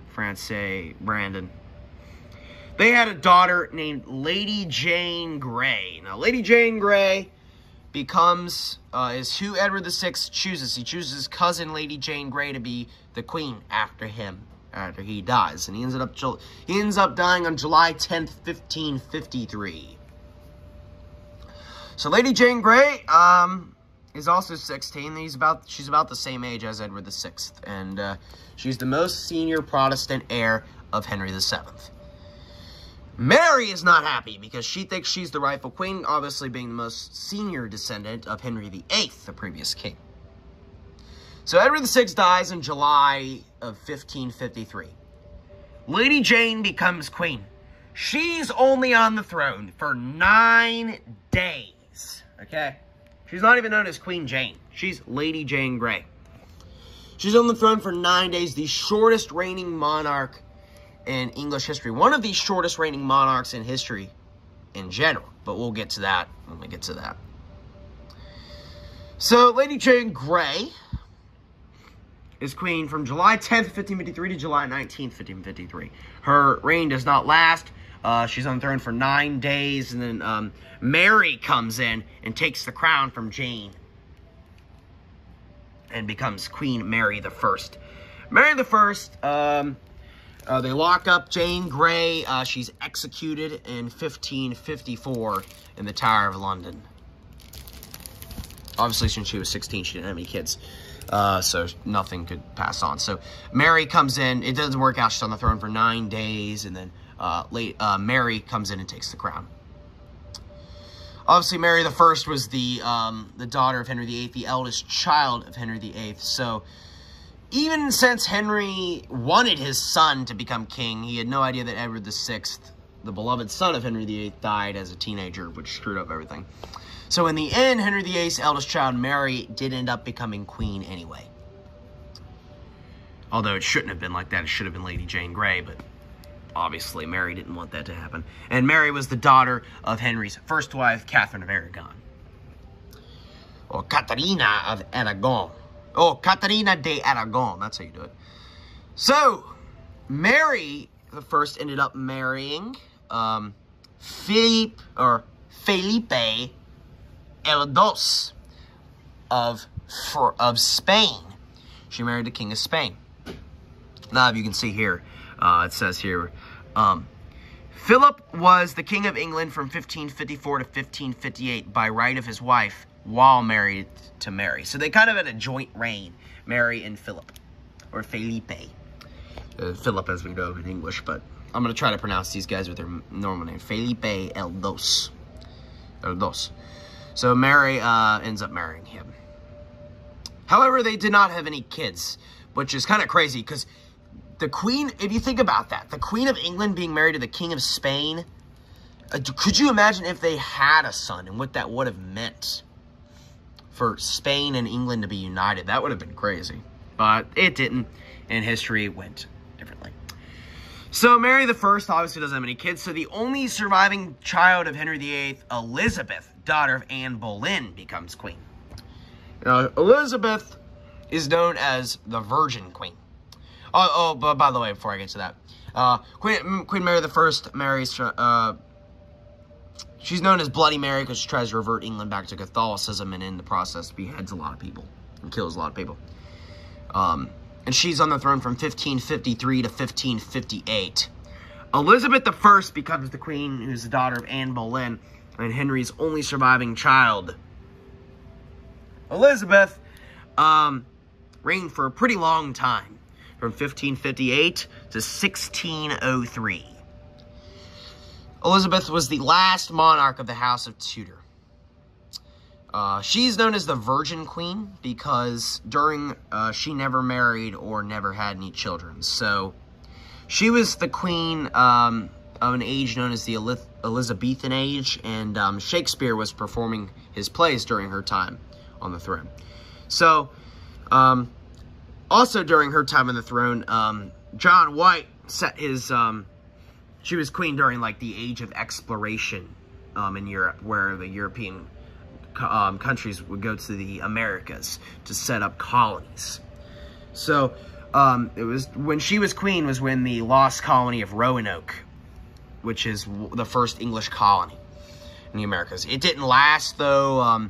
It was set in Virginia, so they named Virginia after Elizabeth I because she was the Virgin Queen. So they wanted to name the colony Virginia. That's what they called it. So if you live in Virginia, well, that's the reason Virginia is called Virginia, if you guys ever wanted to know that. So the Roanoke colony, obviously, it doesn't last. It lasts for a few years. They come back, and then just the colonies destroyed. It was on an island off the coast of Virginia. So this is when people start settling in the Americas during this period. So Elizabeth was obviously queen during that. Elizabeth I was the last monarch of the House of Tudor. So she dies in 1603. Obviously doesn't have any kids. So the throne had to pass. The House of Tudor came to an end after this. The throne had to pass to a new house.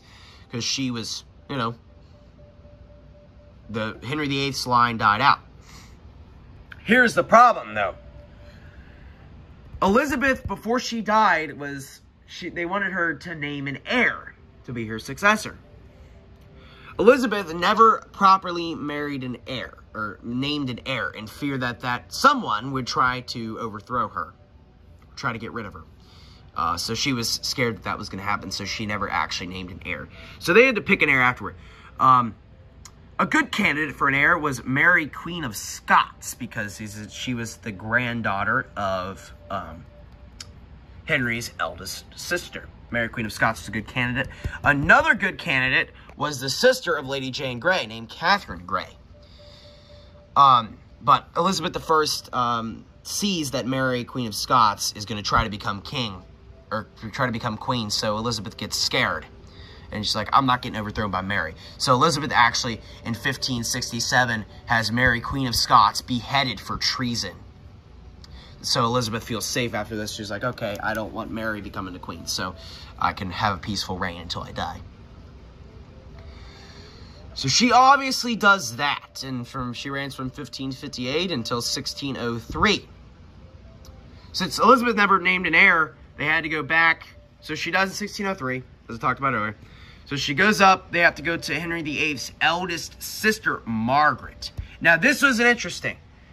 The throne actually should have passed to Catherine Grey, who is Lady Jane Grey's sister, because Henry VIII's final will and testament clearly stated, if you remember, that Henry VIII wanted the throne to pass through his younger sister Mary's line before Margaret's descendants, but it didn't.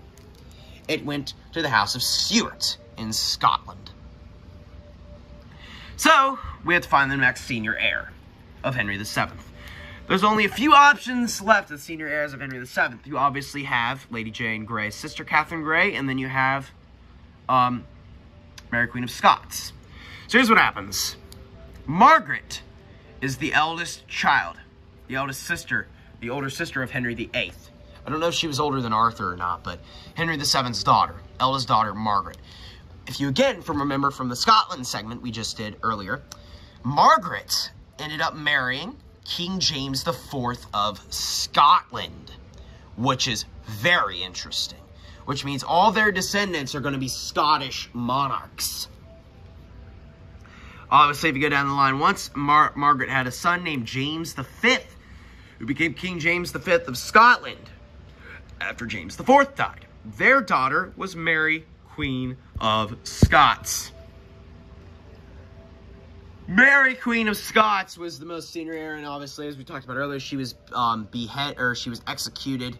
I don't know if she was beheaded, or I think she was beheaded actually, in 1567, because Elizabeth basically said that she was committing treason. It was mainly probably because Elizabeth I was afraid that Mary, Queen of Scots, was going to try to overthrow her. Mary, Queen of Scots, obviously becomes queen when she's 6 days old, as I already talked about in Scotland. Mary, Queen of Scots marries a man named Henry Stuart, Lord Darnley, and they have a son named James. And James VI of Scotland. Now, he's already been on the Scottish throne for over 30 years. 36 years by this point. So James is now the most senior descendant of Henry VII. So James VI now becomes Elizabeth I's heir.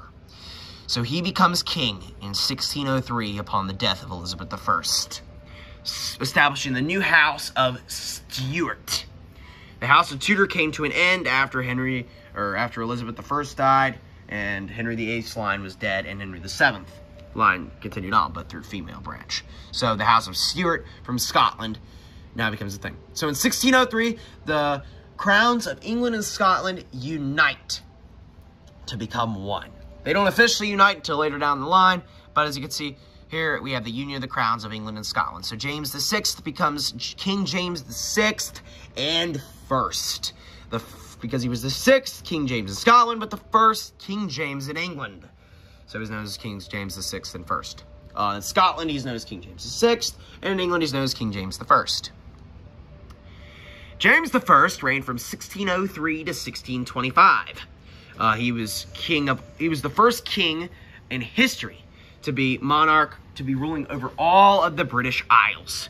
Obviously, since Henry VIII and Lady Jane Grey and Edward VI, Elizabeth I, and Mary I were all monarchs of Scotland, or of Ireland as well as England. James VI is obviously already the King of Scotland. He is Irish and English titles are passed down. So James VI and first, King James I is now King of Ireland, England, and Scotland. All the British Isles are united under a single ruler now. So James VI reigned Scotland from 1567 to 1625, the longest in Scottish history, actually, and then ends up reigning England and Ireland from 1603 to 1625. Now, if you're thinking of the King James Bible, this is your guy. For those of you that don't know what the King James Bible is, James VI and first, James I was the guy to adopt the King James Bible. He authorized it in the 1500s. He was actually still King of Scotland at the time. But James I, this is your guy.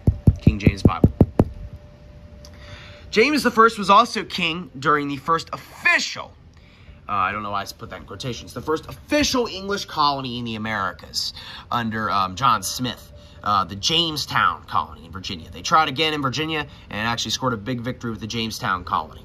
Now, Jamestown's a cool thing because they named Jamestown after James I.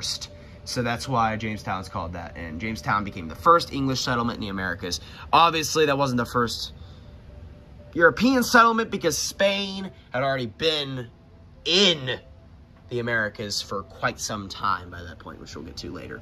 So Jamestown's named after King James I. And then he reigns until his death in 1625. Reigns from 1603 to 1625. So yeah, King James I, he's a pretty cool guy, honestly. I like James. I like James I. So yeah, if you're wondering what Jamestown's named after, it's after James I. And he was basically the first king to rule over the Americas in Europe, which was really good for England because England got all of this new territory in the Americas that they didn't really have in Europe, because they were really only in Europe. They were really only limited to the islands, which sucked because the only way they would get more land, they had to conquer others. But the Americas, it presented this new opportunity for Europe and especially England for getting new land. So everyone was going there to claim it. Obviously, the Dutch were over there, the French, the Spanish, and of course the English. So James I ended up marrying Anne of Denmark. And Anne of Denmark was obviously, I believe, the daughter of the Danish king at the time. Obviously, Denmark in the past did not have a very nice relationship with England. But it's the 1600s, times have changed. James VI was followed by his eldest son, King Charles. James I had a daughter named Elizabeth Stuart, who marries Frederick V, the Elector Palatine of Rhine. But James I reigns from 1603 to 1625 and is followed by his son, Charles I, who becomes King Charles I. And Charles I, he only gets one number, obviously, because he was the first Charles in England and the first Charles in Scotland, so he's good. Now, Charles I was an interesting king because he is really the only real last king of England that has complete power over everyone. This is the mid-1600s now. The world is changing, okay? Monarchs aren't the same as they used to be in the Middle Ages with these guys. So, Charles I decides, you know, I'm going to abuse my power as king as much as I possibly can. And eventually leads to the English Civil War. And a group of guys led by a guy named Oliver Cromwell go to war with Charles I. Charles I marries Henrietta Maria of France, who's the daughter of Henri IV and the sister of Louis XIII of France. So Charles I, Oliver Cromwell's army eventually defeats Charles I, and they end up capturing him. And he eventually loses his head. Charles I he wanted too much power, and a lot of people did not like him. So he ended up getting beheaded by his own people. I know, pretty pathetic, Charles. But Charles, obviously, he wanted too much power, and he got paid from that by losing his head by Oliver Cromwell. Now, I said Oliver, and Oliver's down here. Here's Oliver Cromwell. Did you behead Charles? Did you behead Charles? You didn't? Oh, Sam, it's okay. Alright, guys. There's Charles. There's Charles in here. Oliver likes Charles, anyway. Hold him down here. Alright, let's see who Oliver's favorite king is.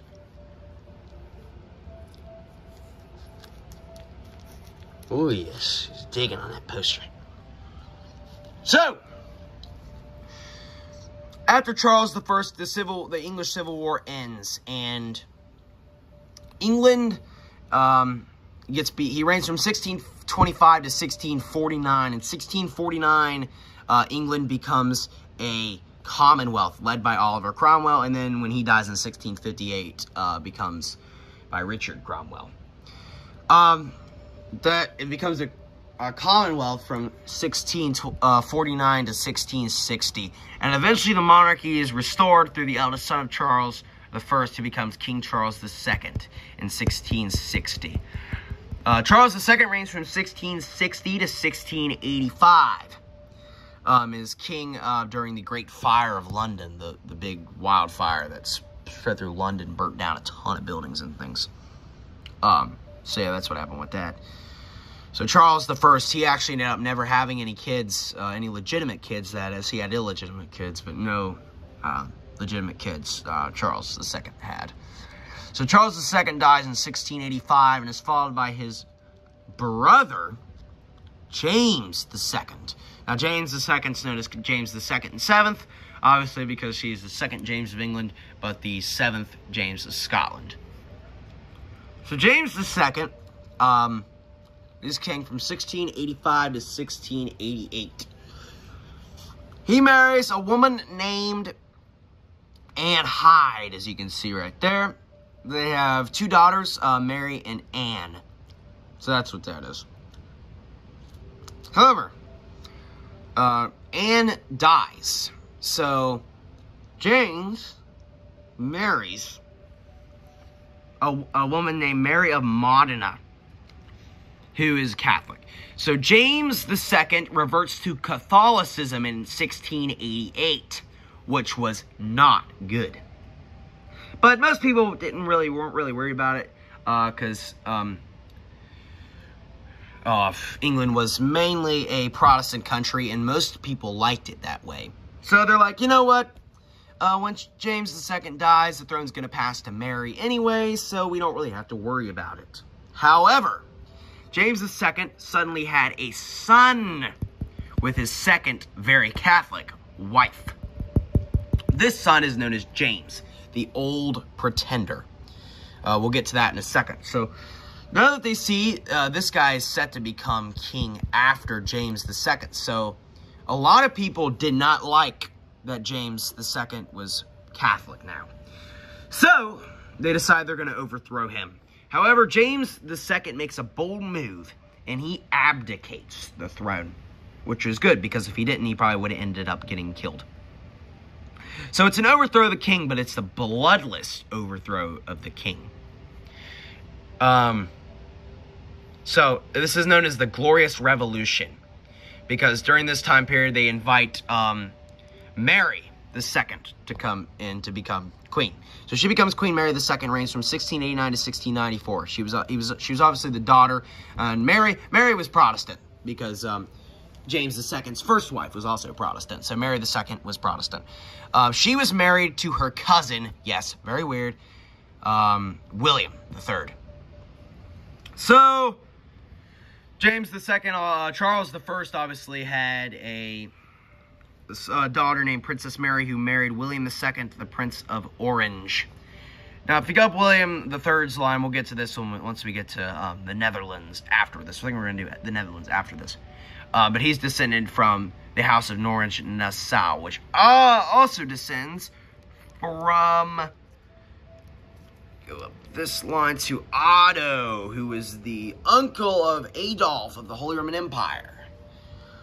So that's pretty cool. And since William and Mary were married to each other, they had a joint reign. William III was obviously the Prince of Orange. Since they were both grandchildren of Charles I, they all claimed the throne in their own right, but they were married to each other, and they were cousins, which was really weird. William III is known as William III and II because he was the third William in England, because in England you had previously had William the Conqueror and William II, and then in Scotland you had William the Lion. So he was the second King William in Scotland and the first King William in England, or the third King William in England. William III was the king of four, I think. I can't remember how many, but a lot of kingdoms. He was the king of the Dutch Republic, which is what the orange descends from, so he was already the principality of that. So he was the king of the Dutch Republic. He ruled the Dutch Republic, Ireland, England, and Scotland. He was the king of 4 kingdoms, William III. He had a lot of power, more than any other English monarch. He was king of the most territories and things.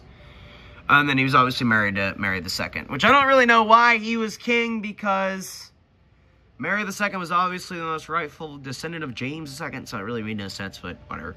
Queen Mary II, they reigned jointly from 1689 to 1694. When Mary II dies in 1694, she's only like 32. They never ended up having any children, so William III stays king until his death in 1702. Obviously, the orange titles can't pass through a female, so the orange titles had to pass down through this line here, back down to these guys, which we'll get to in a second. More in a second, actually. So, the throne after Mary II, William III, passes to Mary's younger sister, who becomes Queen Anne.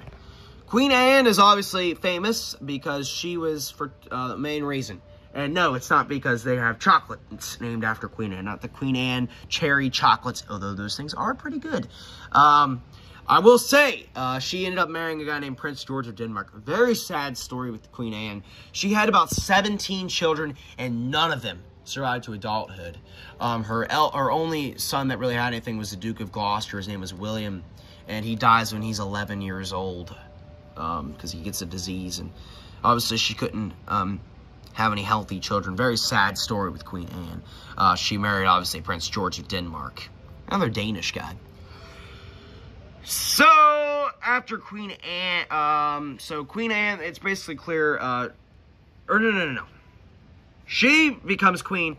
During her reign in 1707, England and Scotland officially unite to form Great Britain. So she was basically the last monarch of ancient Scotland and ancient England. Independent Scotland, independent England.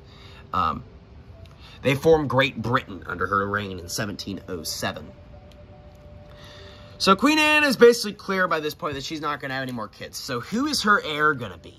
Well, they have to go all the way up the line. All of Charles I's descendants are dead by this point. So the only line more senior than this line was obviously the line through James II's son, and this guy was James the Old Pretender. See, during these guys' reigns, they claim that James, there was these guys called the Jacobites, and they claim that James was the most senior heir to James II, just the rightful king of England. So the Jacobites led several revolts in England.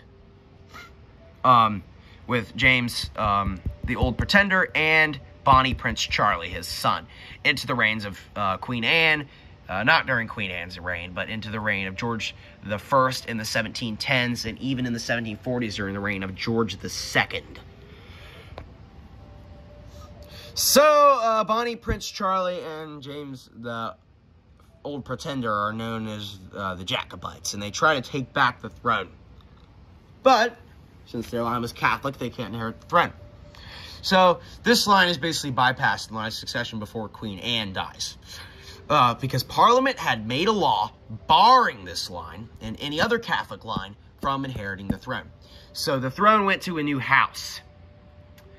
So, what happened is, Anne lives until 1714. So, they get her to choose an heir. So, or she doesn't choose an heir, but they pick an heir with the new, whoever's the most senior, because Charles I line is now died out. The only line that still exists is James II's line, which is obviously barred because they're Catholic.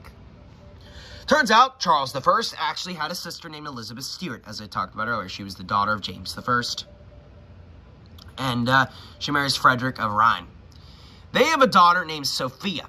So it's Sophia who becomes Queen Anne's heir. However, Sophia actually dies just a little bit before Queen Anne. So it was her son, George, who was living in Germany at the time. These are German houses, obviously, because Sophia has a daughter, or has a son with Ernest Augustus, Elector of Brunswick-Luneburg, who descends from the Hanovers, the House of Hanover in Germany. If you go back further, you get to this descendant, who is actually the brother of Otto IV of the Holy Roman Empire. Holy Roman Emperor. So the throne went to this new house, the House of Hanover. The only line, just please note that George the First is this new guy.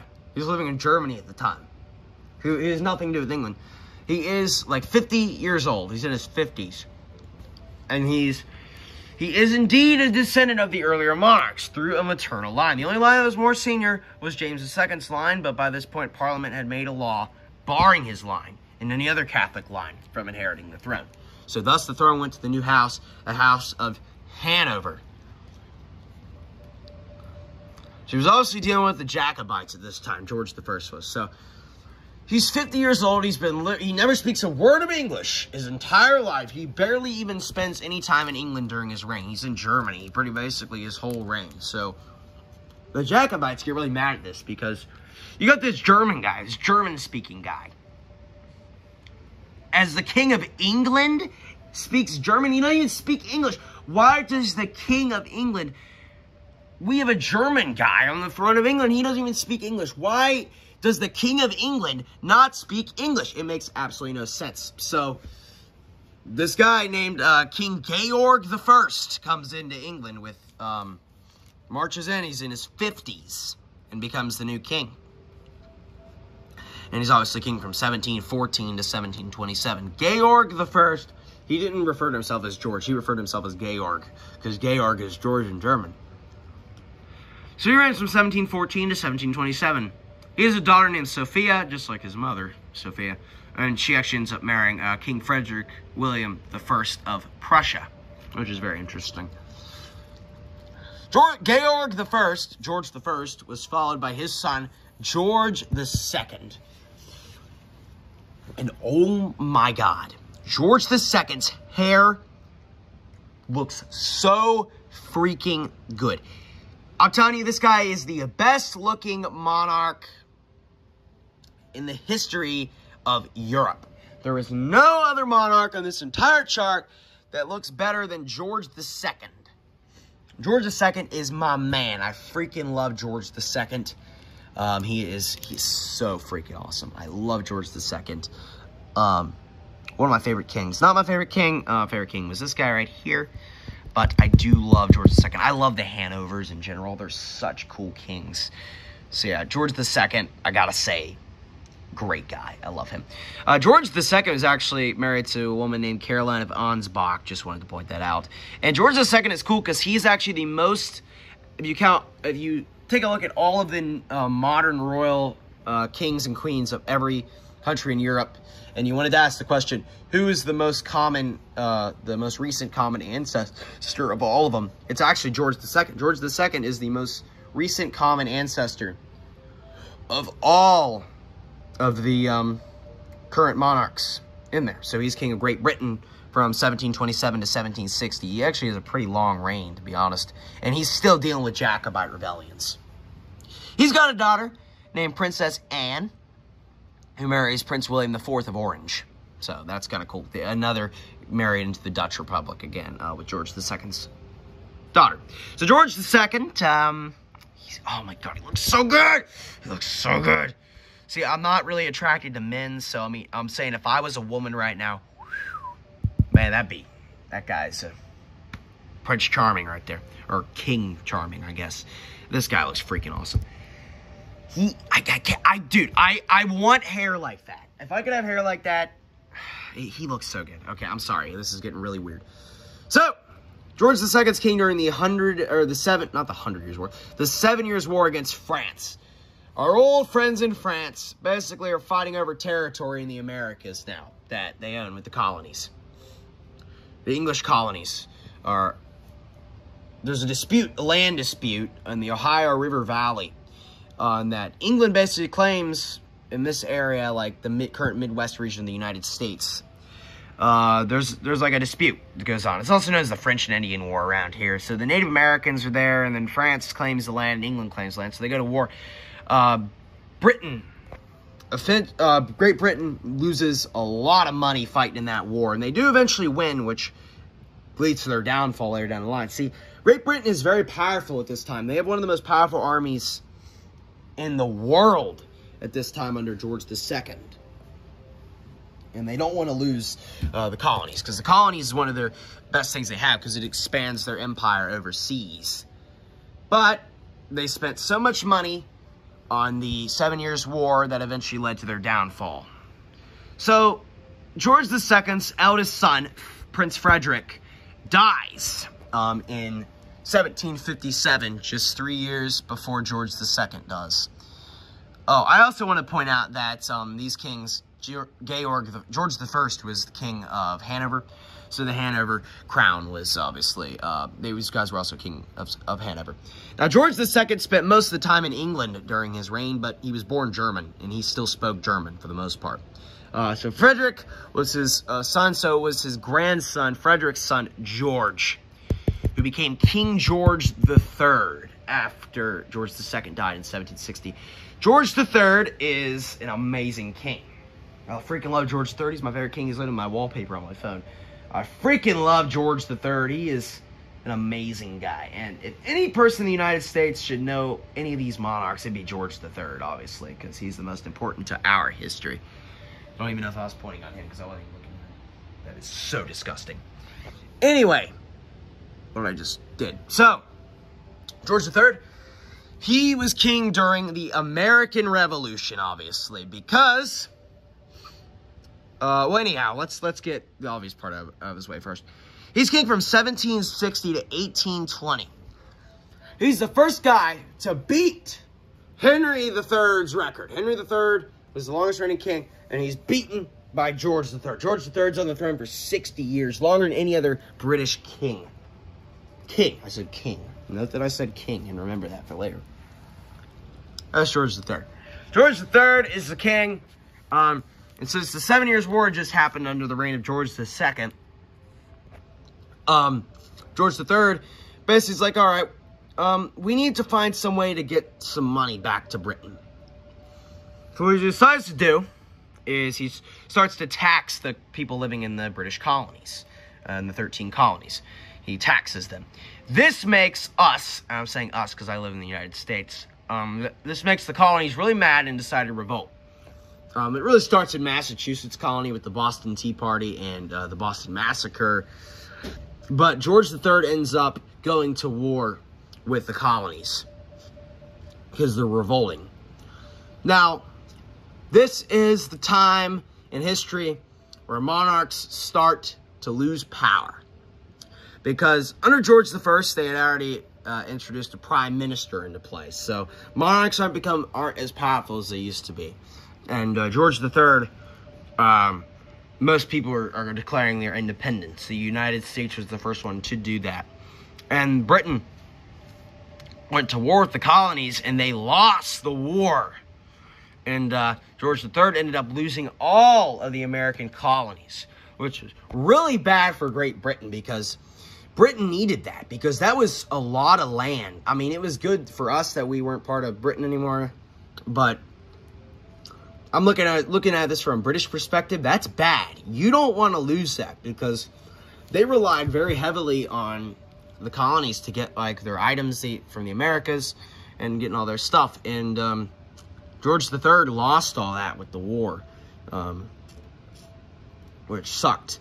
And it was because the United States, or the colonies, got help from France, because they knew they hated France. They were fighting against France in the war too. It was just a mess for Britain, and they lost, which is not good.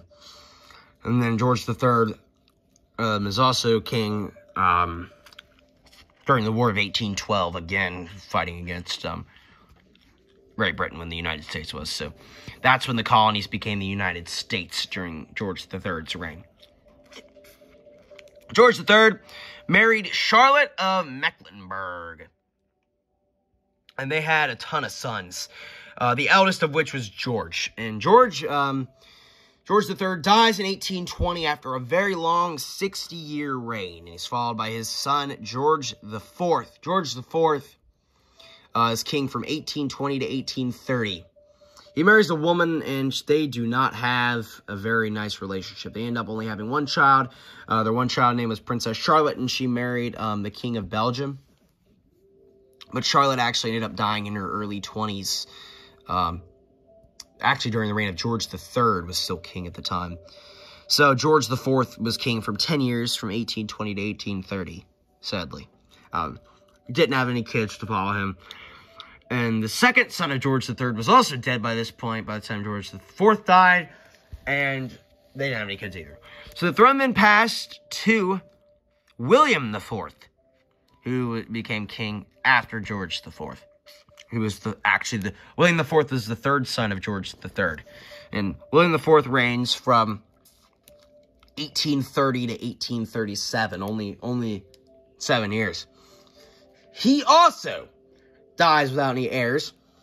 So the throne then passed to the next brother, Edward, the Duke of Kent. Now, he was dead by that point, so it passes to his daughter, who is the niece of William IV, who becomes Queen Victoria. Also, Edward, the Duke of Kent, ended up marrying Princess Victoria from the house of Saxe, Coburg, and Gotha. From earlier. Or not from earlier, just a new thing. So yeah. And she was the daughter of Duke Francis of Saxe, Coburg, and Seefeld.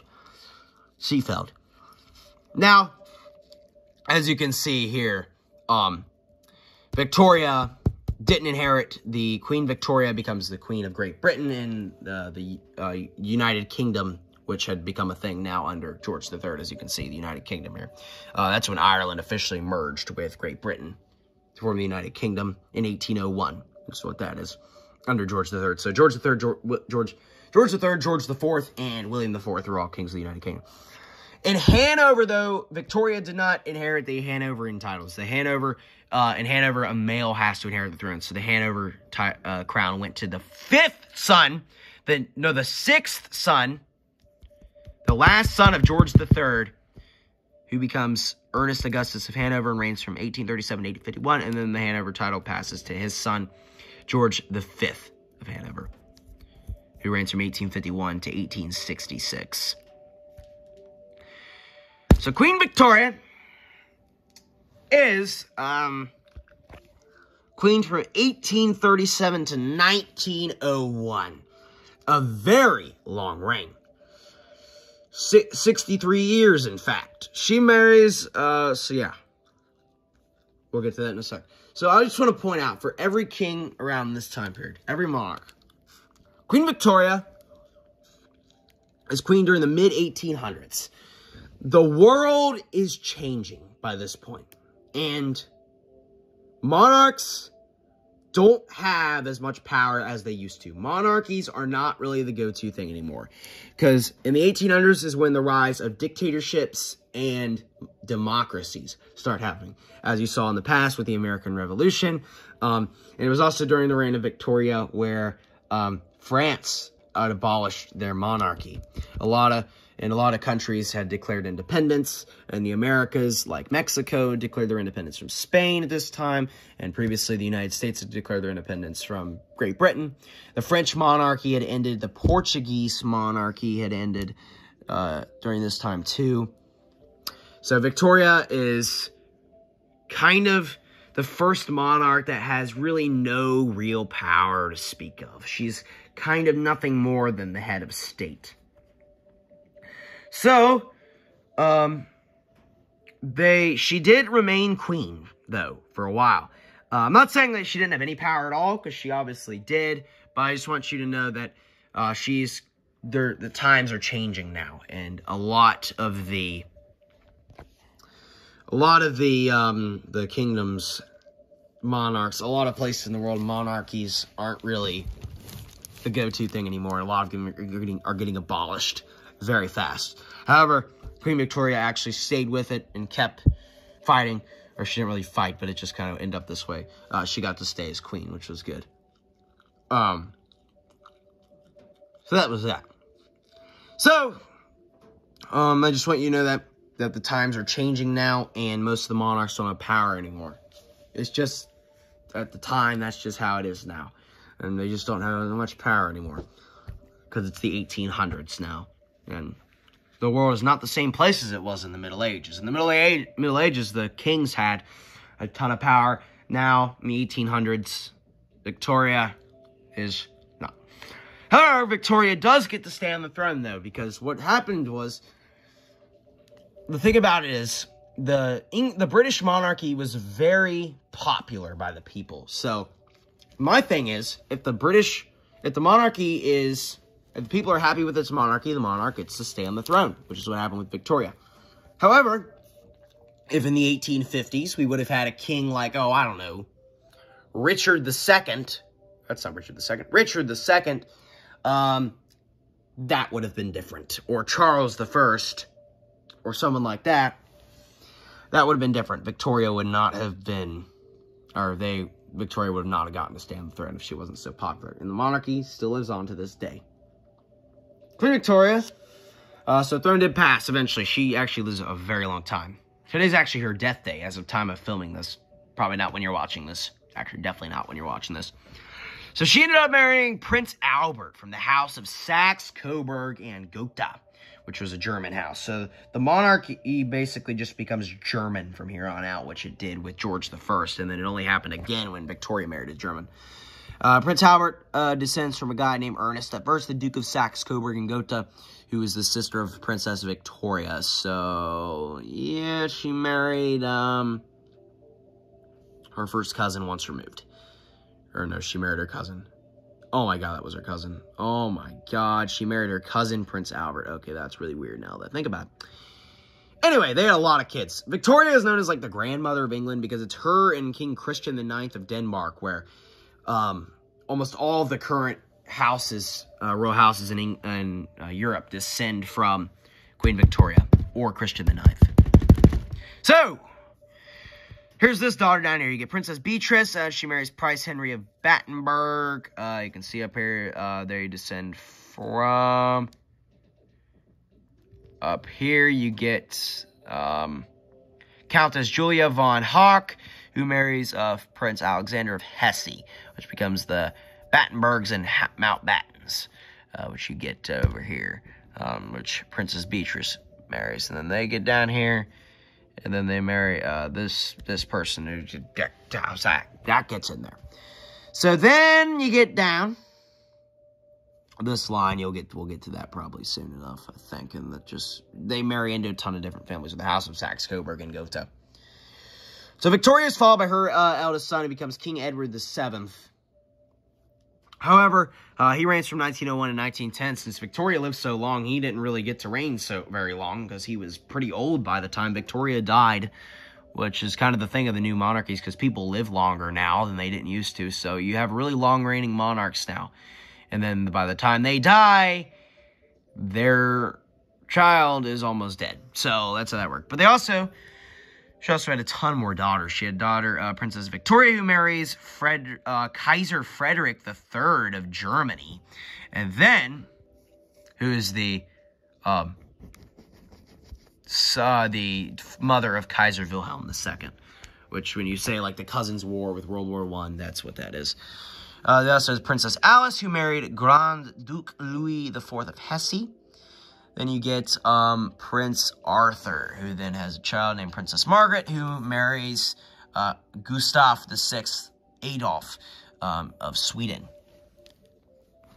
So Edward VII marries Princess Alexandra, and she is the daughter of Christian IX. So that way, now Christian IX, every monarch from this point forward descends from Christian IX and Victoria.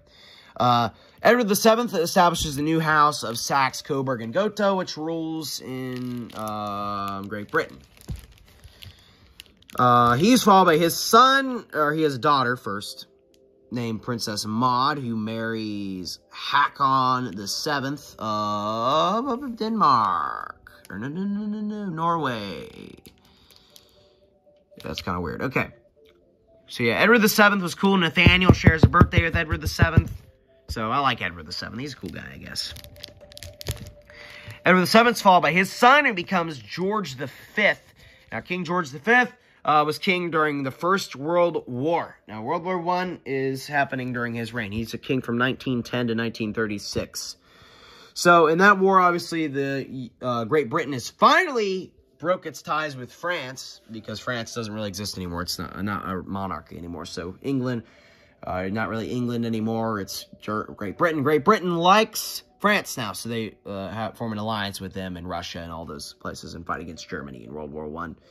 And he's during that. So they wanted to change the name of the royal house to a less German-sounding name, so they changed it to Windsor, which was their residence at the time, Windsor Castle, which had been previously bought by George III, the House of Windsor.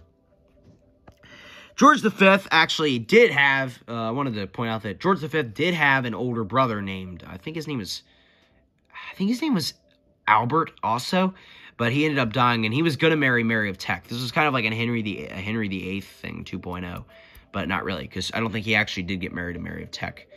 So, Albert dies without any kids. He's young, and then Edward VII's second son, George V, does end up marrying Mary of Teck.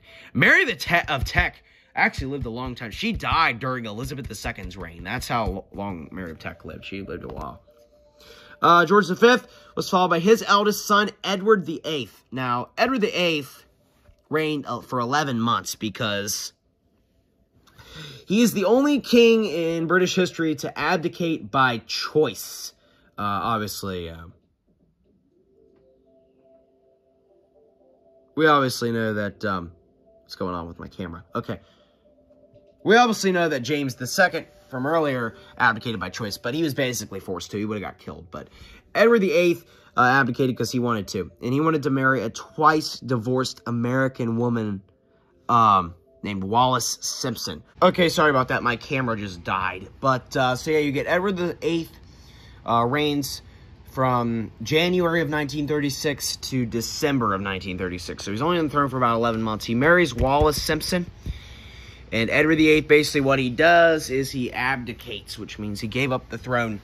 The only king in English history to abdicate. The only other two, to abdicate by choice. There were two others that abdicated. James II and Edward II did abdicate, but they were basically forced to. They would have lost their lives if they didn't abdicate. So next up, Edward VIII, they didn't have any children ever, so the throne passed to Edward VIII's younger brother, who became King George VI. George VI was king during World War II, and he was famous because it was, during World War II, it was him and Winston Churchill. Winston Churchill's my man. He was the prime minister at the time for most of George VI's reign. George VI was king from 1936 to 1952. And he married Elizabeth Bowes Lyon. and they had a daughter named Elizabeth. He had only daughters. He had 2 daughters, and when he died in 1952, he was followed by his oldest daughter, Elizabeth II, the current queen.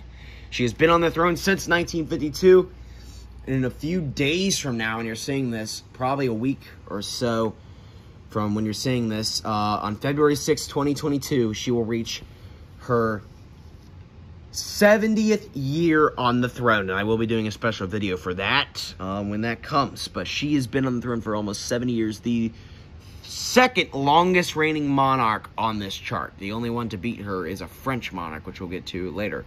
But Elizabeth II, she is an amazing person. I freaking love Elizabeth II.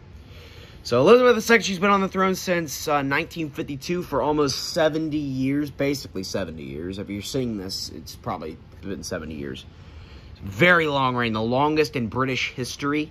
So yeah, one of the longest in European history, the second longest in European history. She married Prince Philip of Greece and Denmark, which was the son of all these characters up here, which eventually, he actually descends from the Greek house. And then you get all these guys up in here, the Mountbattens and Battenbergs is what Philip descends from. They had a son. They have a son named Charles, who is currently the heir apparent of Elizabeth II. So once Elizabeth dies, but that's never going to happen, so Charles will probably never become king. When Elizabeth II dies, Charles will become King Charles III. Charles III's he married twice. His first wife was Lady Diana Spencer, and she had 2 sons with him. Prince William, the Duke of Cambridge, and Prince Harry, the Duke of Sussex. So these guys are also in line.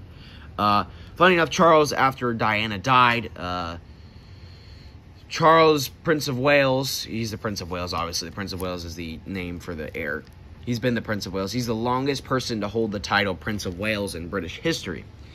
He married a second time to Camilla Parker Bowers, who had actually been his mistress for a while. And funny enough, Camilla is actually the great-great-granddaughter of a mistress of Edward VII, who was Charles's great-great-grandfather. So Charles had an affair with the great-great-granddaughter of the woman that his great-great-grandfather had an affair with. So that's kind of a little interesting thing to note there that a lot of people don't know about.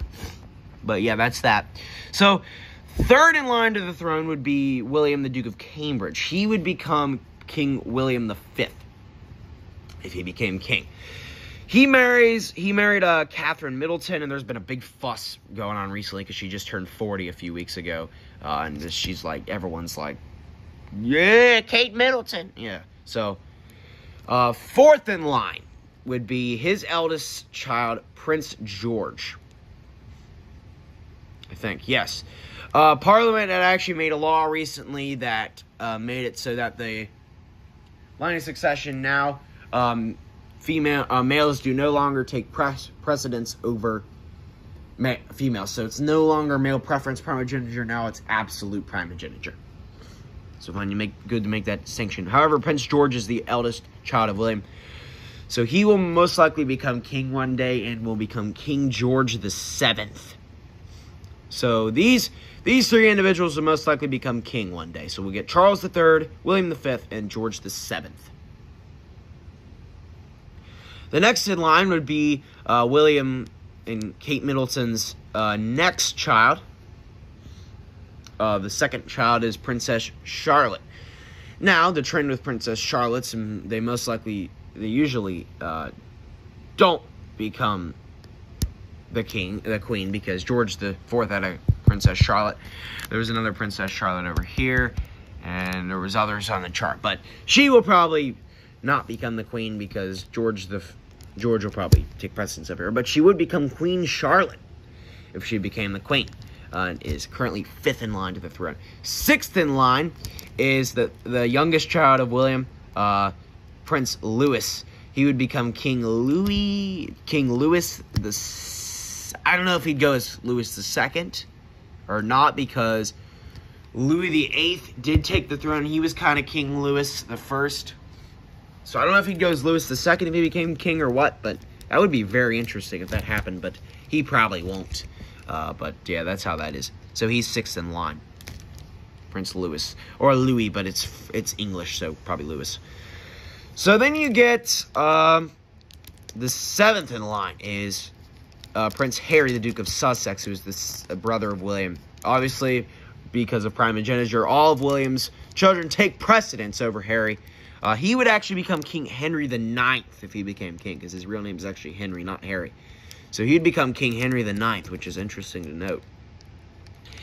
He married Meghan Markle, and they currently live in California, I believe. And they have one son named Archie Mountbatten Windsor.